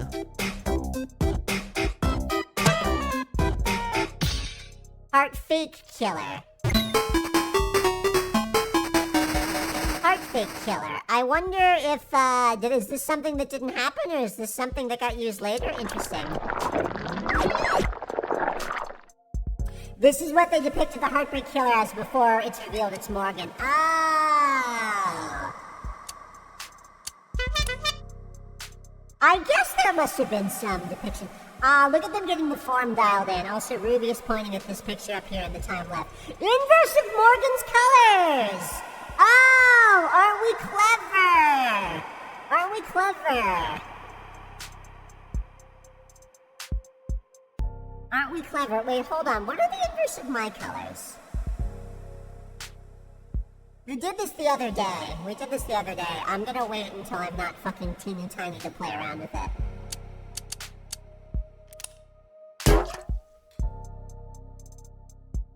Oh, so where did she get this fucking fancy ass coat from? So she has this gorgeous fancy coat. Okay, let's see, hold on. Color correction,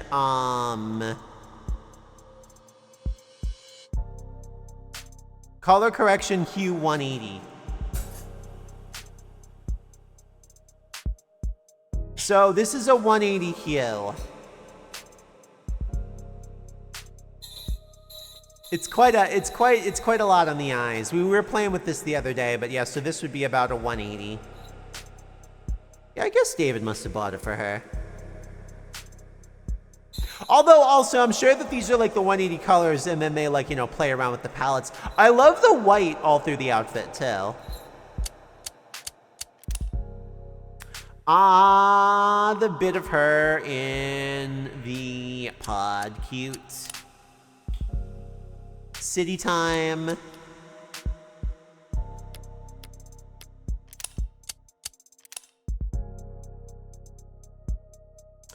Fran and their fake Gucci hat hair, awesome.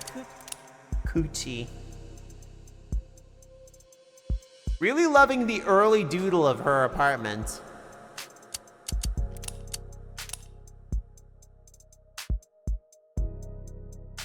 The car. Yeah, we see this car design quite a few times.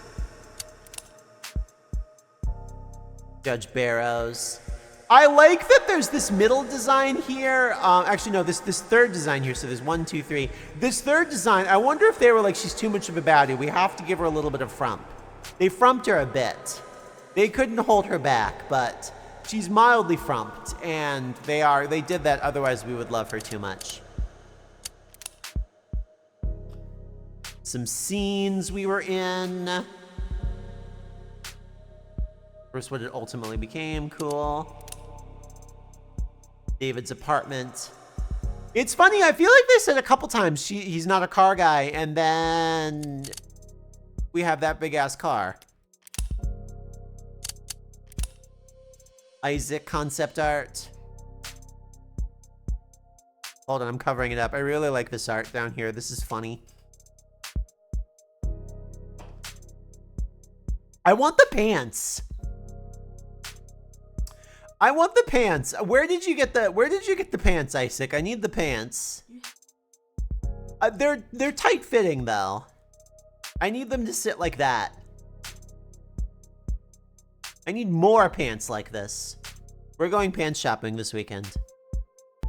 I met Ruby and I, but if you all show up, I'm not giving you a ride. You just have to show up at the mall. It's at the border.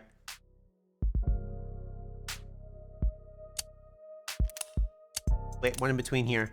Oh, figuring out Aidey. Oh my God, look at this. I love the unseriousness of it where she starts as this very serious judge and then they silly her.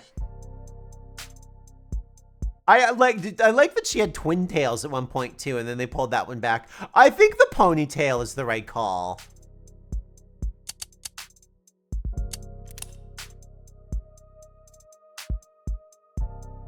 Yeah, I think the ponytail was the right call.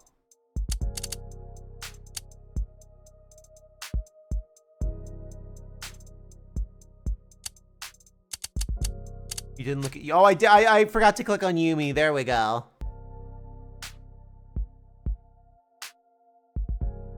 You know, I wonder, one of the things that I'm noticing, like when I look at some of this art on the left, I'm curious who did it, because when I look at some of this art on the left, like she's very nice, but she's sort of like off like character direction for what the series ultimately went with, where like the like head and body proportions are a little bit different. The eyes do that white, spiky eyelash thing. Like, it's interesting that like, not only did they like refine their character design, but they came up with some like consistent visual language where you can like look at a character and be like, oh, this is an Of the Devil style character. Which is cool.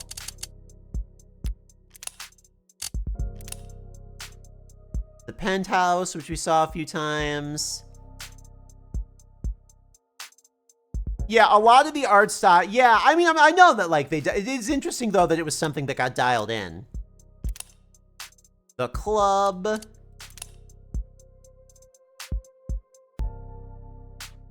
They serioused her up a bit. Yeah, like she's so girl next door, 2 dits. This is about right. Yeah. And then Dawes, they dialed in, but Dawes is kind of just a guy. Hetero Jessica! Hi, I'm Hetero Jessica. She is kind of Hetero Jessica with it.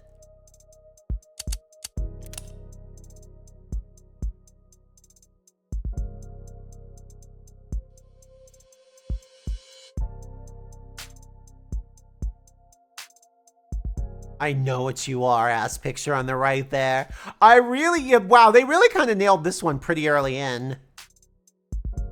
Yeah, this one got nailed pretty early in. I like that they played around with a more chill haircut than it was like, no, she has a super serious haircut. Yeah, no, Jung they were like, we know what we're doing here. They got this one pretty early in. Cool doodle. Cool doodle.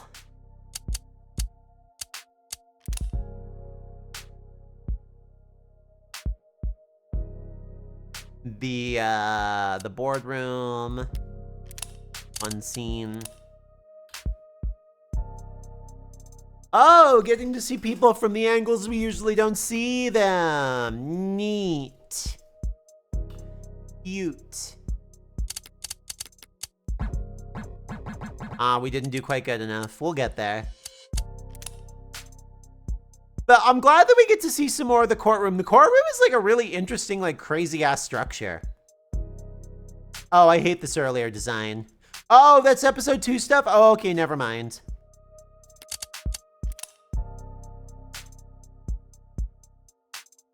My daughter, my beautiful daughter.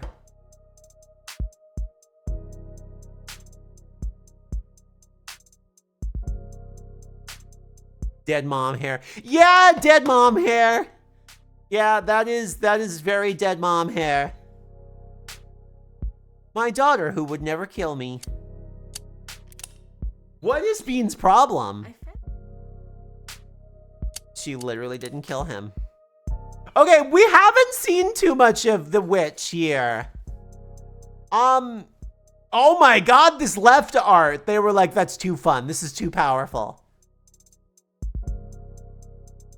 Yeah, I can't wait to see more of this character, who we really only have seen bits and pieces of on the phone.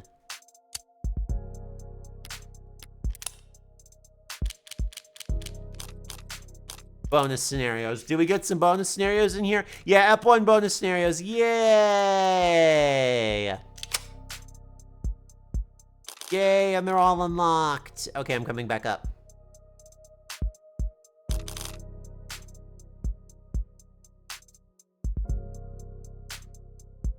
What do you mean, why didn't I purchase Ep2? Because we didn't do Ep2 yet. I'll go buy it.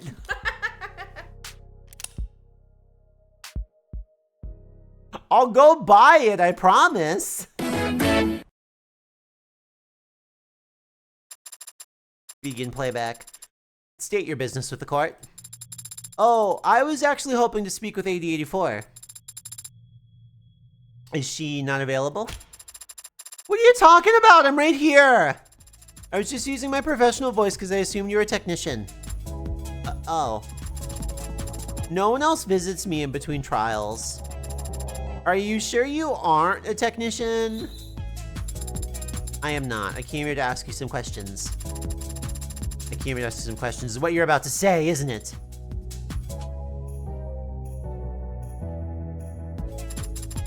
Crap, that was lag. It could have been really cool if I hadn't lagged just now. Trust me, I can see how that would have been cool. So may I proceed? Go for broke! You're the only adjutant I've ever met, but Anne and I seemed consistently surprised by you. Why are you like that? Wish I could say I was built different, but I actually have to share my time in this body with the rest of the adjutants in this building. I guess you could say I was programmed different. But this is more a case of nurture than nature. I got 9 personas arguing inside of me 24/7, and they're all so very political.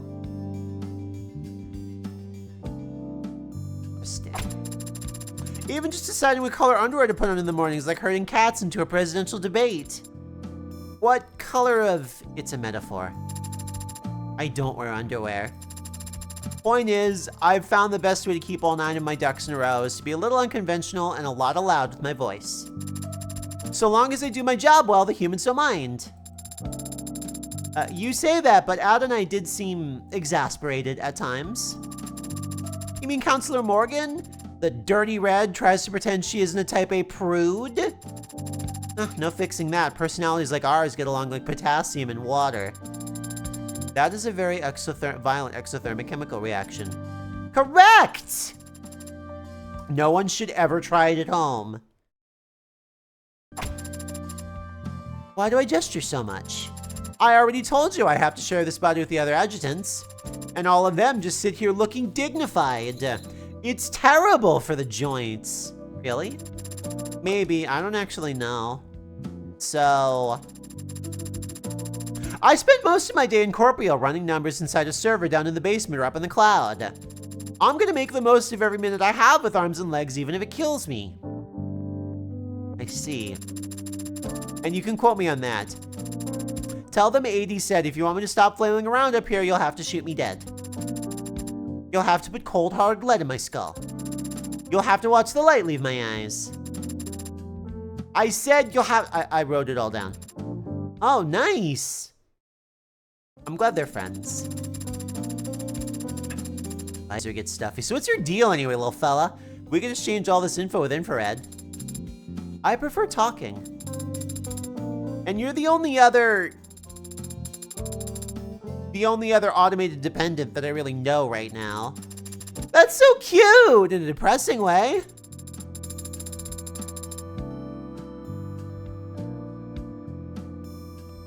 Oh, Genie Problem's right. That maybe one of the AIs ended up over here. That would be kind of hilarious, but I don't think I don't know that the timeline necessarily fits. The other thing, she's not a warm android. Yeah, she's not a warm android. The A16s are the humanoid bodies, yeah. Yeah, I think she's just fucking glitched.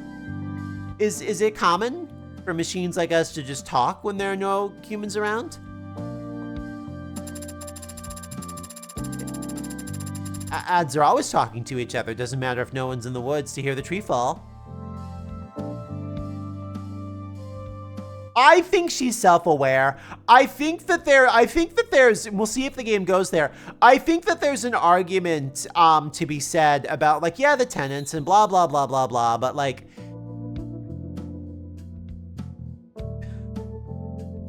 some of the pre-Sarah units, like, especially like here, it's like, this is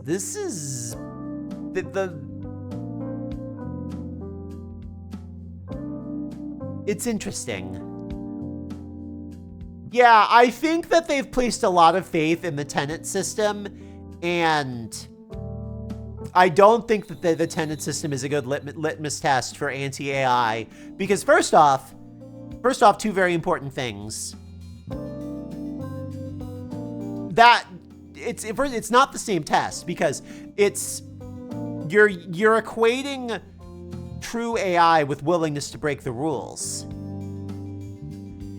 An AI that is aware of the expected behavior of them and a sense of self-preservation would probably follow the tenets, meaning that noble are always slave traders. Yeah, kinda.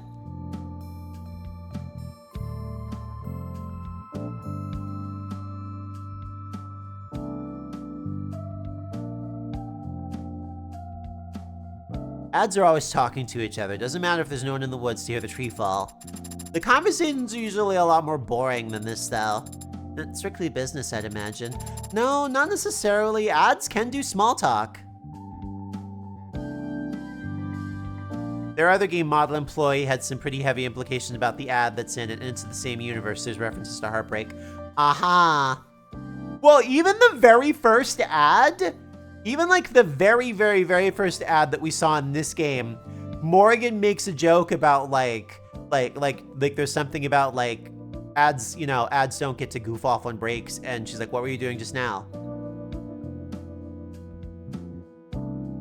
The ads, you know, the ad was definitely up to something. Something harmless, but you know, action undertaken. No, not necessarily. Ads can do small talk. They're just really bad at it. Thank you for your time. I'll hold it. You really think I don't know what you are? I tried not to think about it during the trial to stay impartial, but talking to you now, it's undeniable. You're curious about my 3 sizes. How'd you know? Years of experience interacting with humans has taught me it's the most important thing you can ask someone. The only way to truly get to know them. Oh, that's where this bit started. Okay. That's what I've been saying. 109, 64, 94. Etch it in your memory. Whoa. I mean, she's like 8 feet tall. Wow. Ah, what the heck? I'll even throw in this for free. I'm 263 centimeters tall. That's so cool. Ah, finally someone with good taste. Why are you the one casting down judgment?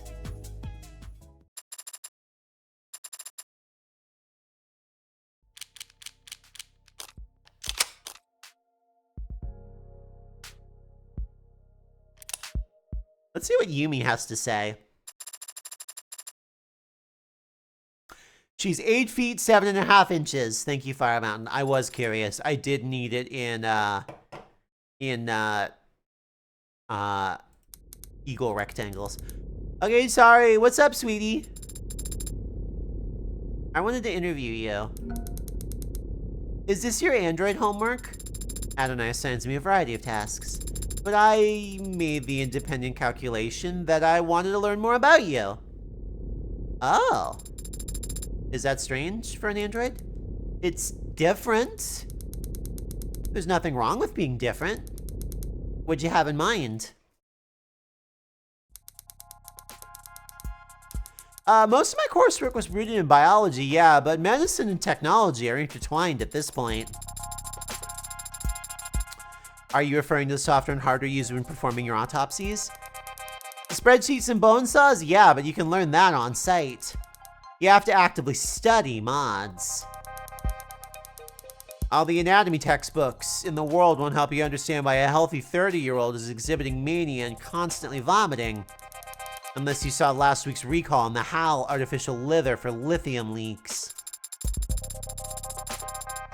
Mods can make people sick even though they're meant to improve the body? Just like medicine can make people sick. And just like medicine, there's a lot of profit to be made with mods. But unlike medicine, mods haven't been around for thousands of years. It feels like we're still playing catch-up. We, as in medical professionals? We as in everyone, sweetie.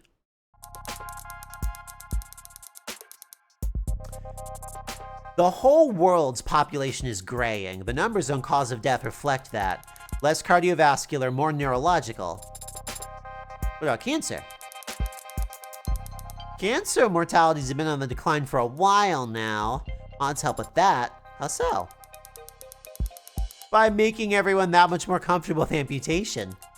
Used to be people had no choice but to fight the cancer, and it was costly. Salt the earth kind of war that left the body severely weakened.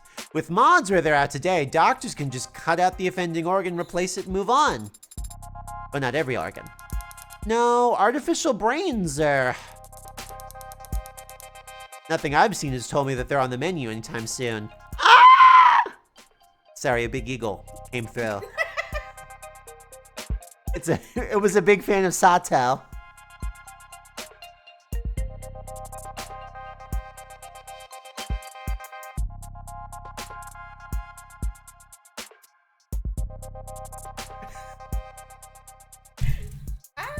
Ruby's laughing. And I'm not helping because I just keep looking at her.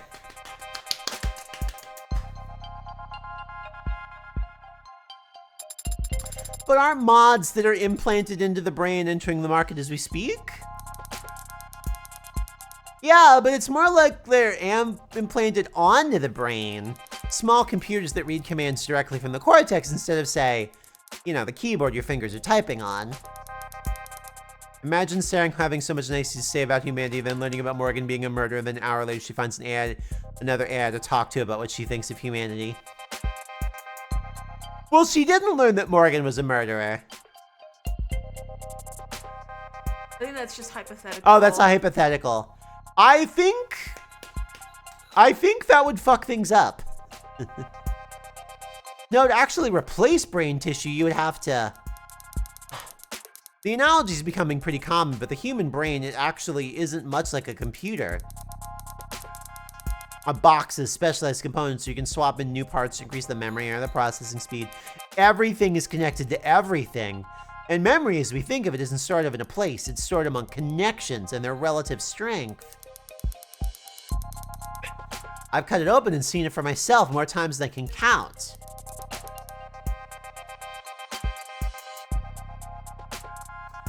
There are no cutting off points in the nervous system. Anything you take away, every other part is going to notice. That was a long tangent. Sorry, I can't imagine a lecture on the human nervous system is of any interest to an android. Yes, I mean, it isn't... that is to say, what's wrong?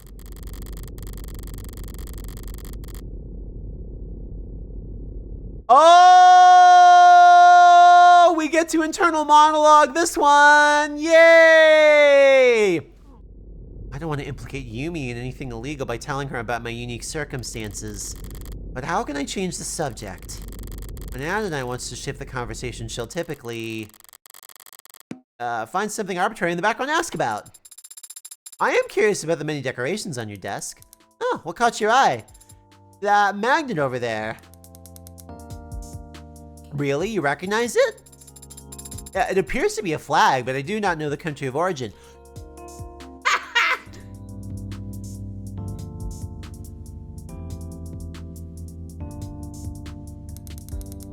It's an early 21st century pride flag. Oh, fuck me. No, I didn't think it was gonna be that!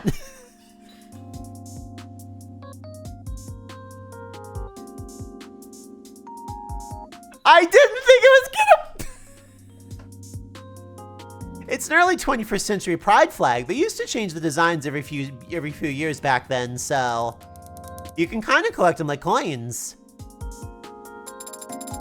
I see. Then what's this flag proud of? Oh, she's trans. Oh, she is! I was thinking in my head, she looks like a trans with it. Being trans or trans visibility, more accurately? Oh my god, Sarah! Sarah, please, you have to hang out with her. Sarah! Sarah! Sarah! Oh my god! Oh my god! Oh my god! Visibility? What does that mean?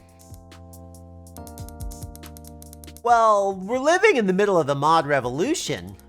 Anyone can look like whoever they want, as long as they have the cash. Compared to swapping out cybernetic arms and slotting in artificial spines, hormone therapy and affirmative surgery is nursing student level. What a beautiful future. I know! There are some problems I can think of, but this is a good, yeah. Did you think cis-straight people would make a game like this? They were really cool. If they were really cool. So basically, it's a utopia. Yeah! And it's fast, too. The paperwork, the treatments, the recovery time is all so much faster than it used to be. I don't know if that makes the decisions any less heavy. You know, but no one has to cross their fingers and wait anymore. After just a few days, they don't even have scars. So all told, that means for the first time in a long time, this generation has fewer visibly trans people than the last one. And a flag like that one, I don't know, I guess it won't mean the same thing anymore. So is it a good thing or a bad thing? Boy, considering the content of Sarah's adventure, and any lines that you might subtly draw there, this little subplot on the side here really pulls up to the pavement and honks the La Cucaracha horn of metaphor.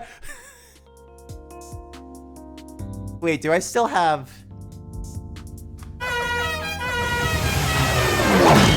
Yeah, I do. Okay, good.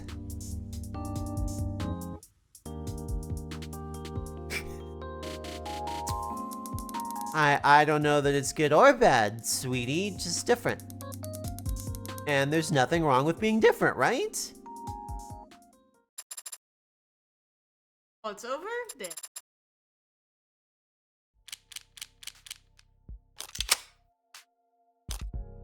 Recovered files, David. Oh! File cache corrupted. Recovery failed. Source unknown. Last modified 2085. Begin playback.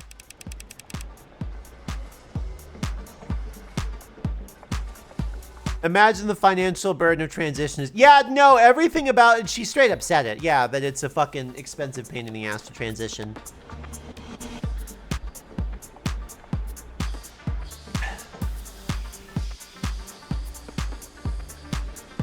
Great work. That's all the boxes checked. Thank you, Jess.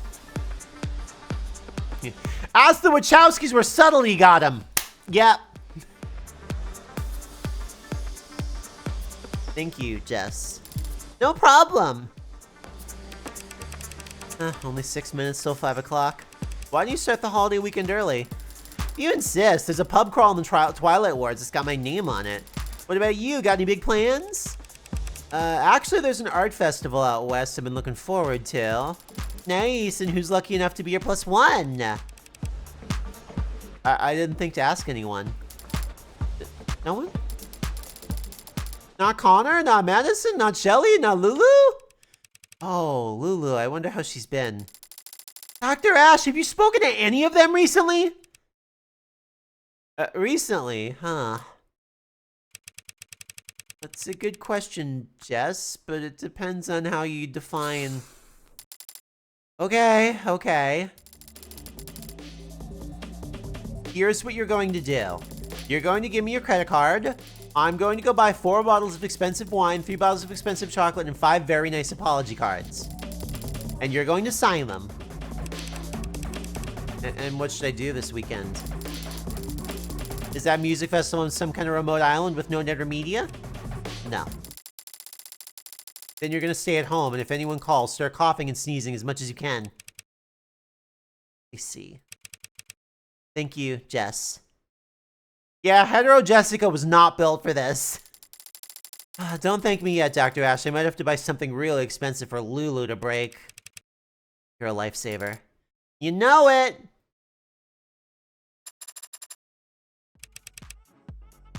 What's wrong? You've just been leaning against the wall. Can't you take a hint? Typically, no. I just don't like dancing, man. You're a musician. Oh? So why don't you like dancing? Because I'm bad at it? You're lucky you're cute.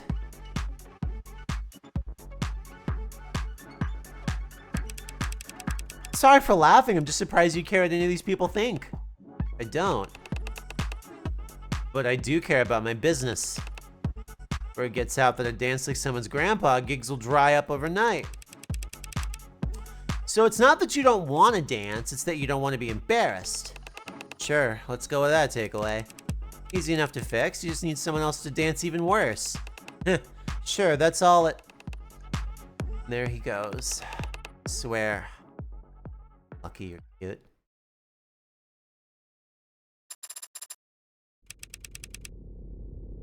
Watching. A thriller, runtime 92 minutes. Oh, wait. I think I saw part of this in a hotel once. Sinner's Gate, you have no idea that the amount of, like... You can pull, like, a 20 out of 10 with autistic Riz. It's just keeping him in the boat that's the real problem. God, why are you so absorbed in your special interests? Yeah, that's it. Can he handle it? What are they doing now? Is this the ending? No, this is the rising action. The hero and his ragtag crew have to pull off one last heist to get out of the game for good. But it's not that simple. The casino he needs to rob is on a satellite orbiting Earth at 16,000 miles per hour. How fast is that in kilometers? Father, you should be able to calculate that. I learned a program so I wouldn't have to. Why haven't the thieves been caught yet? If there was that much money on board, they put cameras everywhere.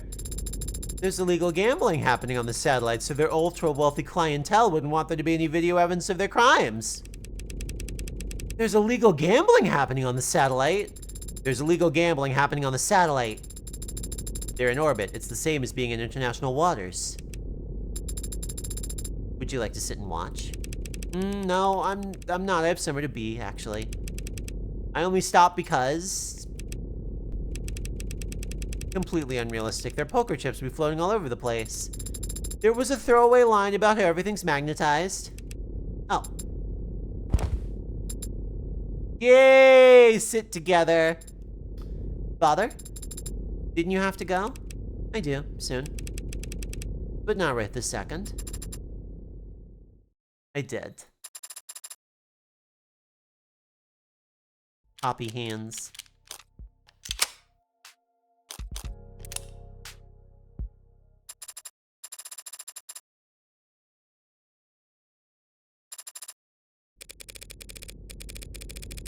You ready to give up yet? We've been staring at this footage for hours. We can call it quits whenever you like. Me? You kidding? I could do that. Me? You kidding? I could do this all night. But my makeup's starting to feel cakey, so... 5-minute break? Deal. What were you hoping to find, anyway?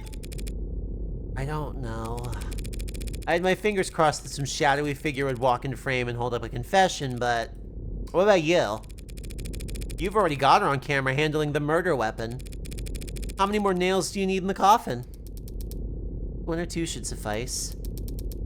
I guess the truth is I was curious. What does a homicidal AI get up to in its spare time? Turns out it's a couch potato. What's with all the TVs?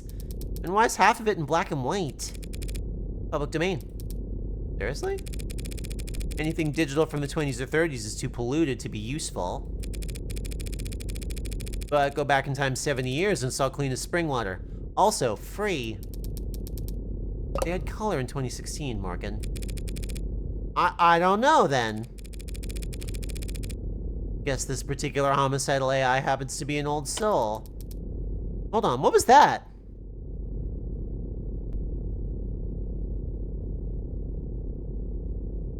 They're close. There. Look at her go. She's tearing that thing apart. What, the computer? That's how you learn to put them together. You gonna try and terrify Barrows with this? Just a machine. It's not like she's dissecting a frog. Sarah is a machine, and she's ripping out circuitry without hesitation. If she was a human child, that'd be like, you're reaching. Yeah, I guess so. Yeah, Emma's in Morgan's lap. Besides, you're telling me you never pulled apart your dolls when you were a kid? No, I didn't. Did you? When I was a kid, I didn't play with dolls. What'd you play with? Normal kid stuff? You know, sticks and stones, birds and squirrels. Birds and squirrels? What were you, a cartoon princess? Uh-huh. I mean, I can kind of see it. Skipping through the enchanted forest, big poofy dress, tiara. Gee, no castle? Nah, no castle. I can tell you didn't have it that rough. Is it rough living in a castle? It's a lot of empty rooms when you're a kid. I need to go wash my face. Sure. But if you fall asleep on the toilet, I am gonna keep going without you. If you're drooling on the keyboard when I get back, I'm gonna handcuff you to the desk. Woo! Sorry, an outrageous woman came in.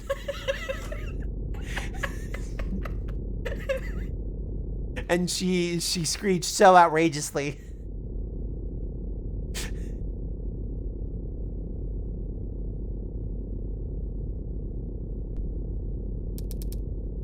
Fair is fair.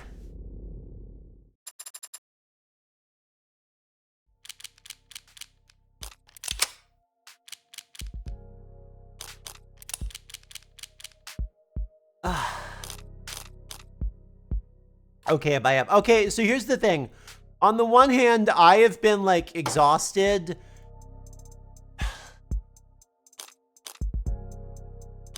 Does this have like a teaser or anything?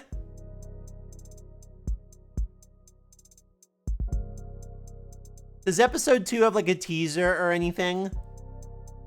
Oh yeah, you can look at the phone charms. Yeah, let's look at the phone charms.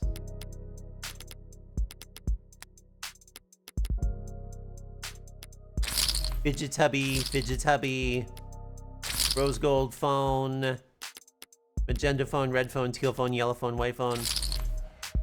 Oh, this is a really good Sarah. I'm blocking it, hold on. There is a trailer for Ep 2, okay, cool. Oh my god, fucking Homestuck sucks. Why would they do that to her? This snaps me to the top every time, which I don't love. I guess if you like boys, there you go. Oh, I'm buying them by accident. Whoops. Okay, fine. I just wanted to see them. I thought it was going to confirm. It's fine. We're going to make more money anyway. I really am not too worried about it.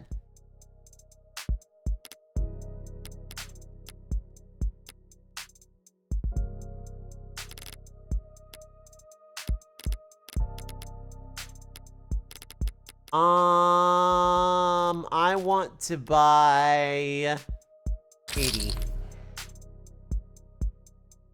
Okay, these are good.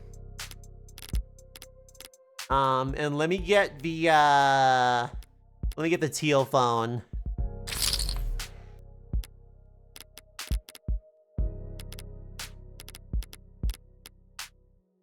Wait, does it do something when you click the charm?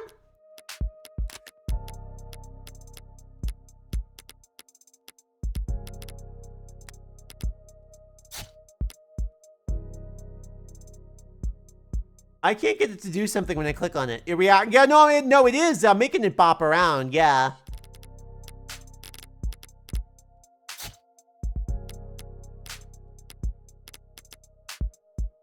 Oh, I see. I see. Cool.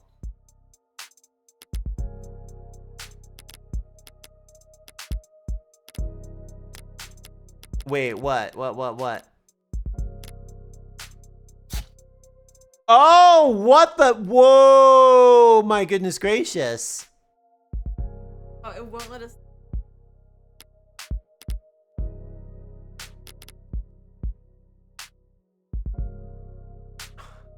Girl, you're 1 inch.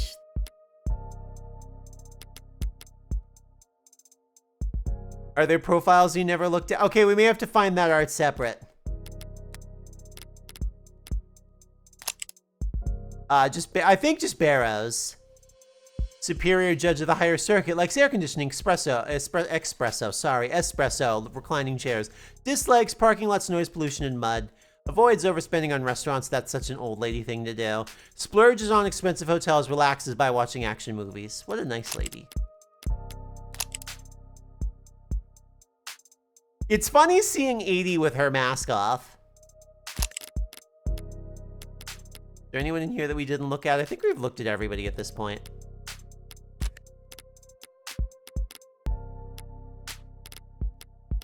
Terms. I think we've seen a lot of this in here. What was Devil's Proof?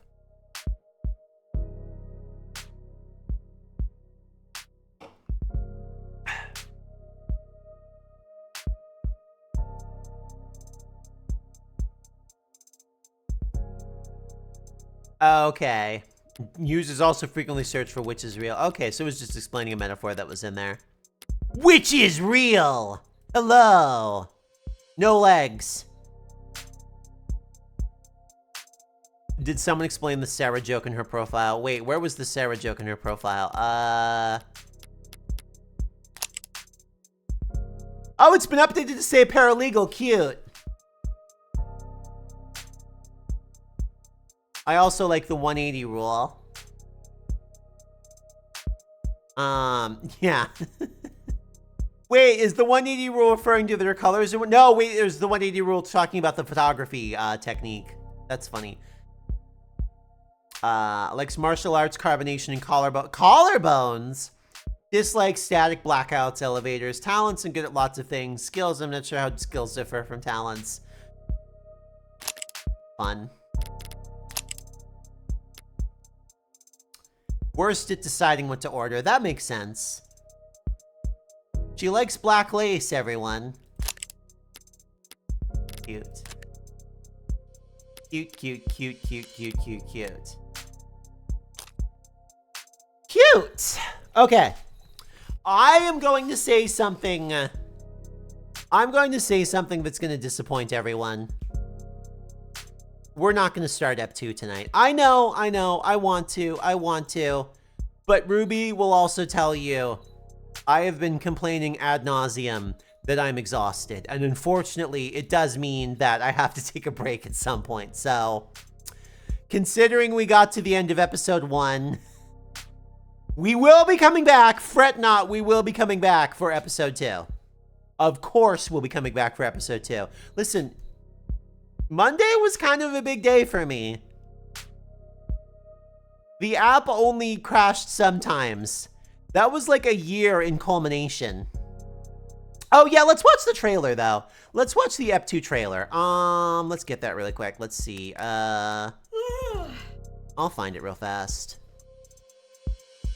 That was a heck of a stream. Thank you. It was a lot of fun to put together and exhausting.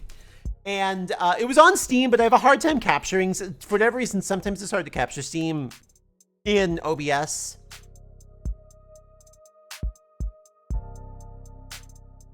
I assume there's a trailer just on YouTube as well.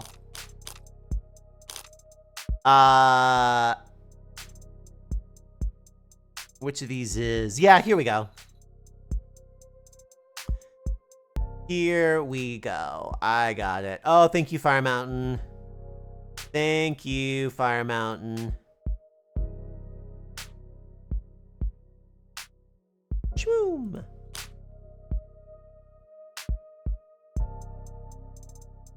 I do want to see what we're in for here.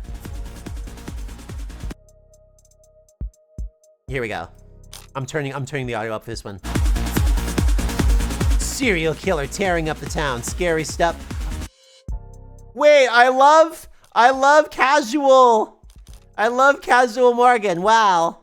I try not to dwell on it.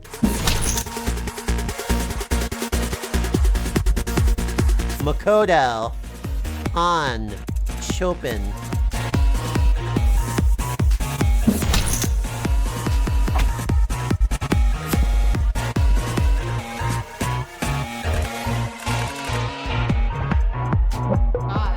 A guy!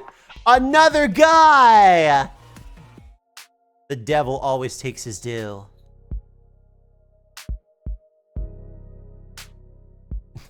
Okay, I think this is a Ruby recommendation. Sorry. Welcome to... No, we're not going to watch. So what happens is my YouTube is logged into the TV and we will very frequently have Germa or Vine sauce going. So like that's all my recommendations that come up. Okay, well this is awesome. I am going to find somebody for us to raid into. I cannot wait to see where this is going. But I also... Ruby will tell you that like sometimes I get done with stream and I like sit down next to her on the couch and I'm like, oh, I want to watch you play video games. And suddenly I'm falling asleep and my neck literally... like I twitch and she's like, you need to go to bed, and I'm like, yeah. I was actually going to suggest we watch a German.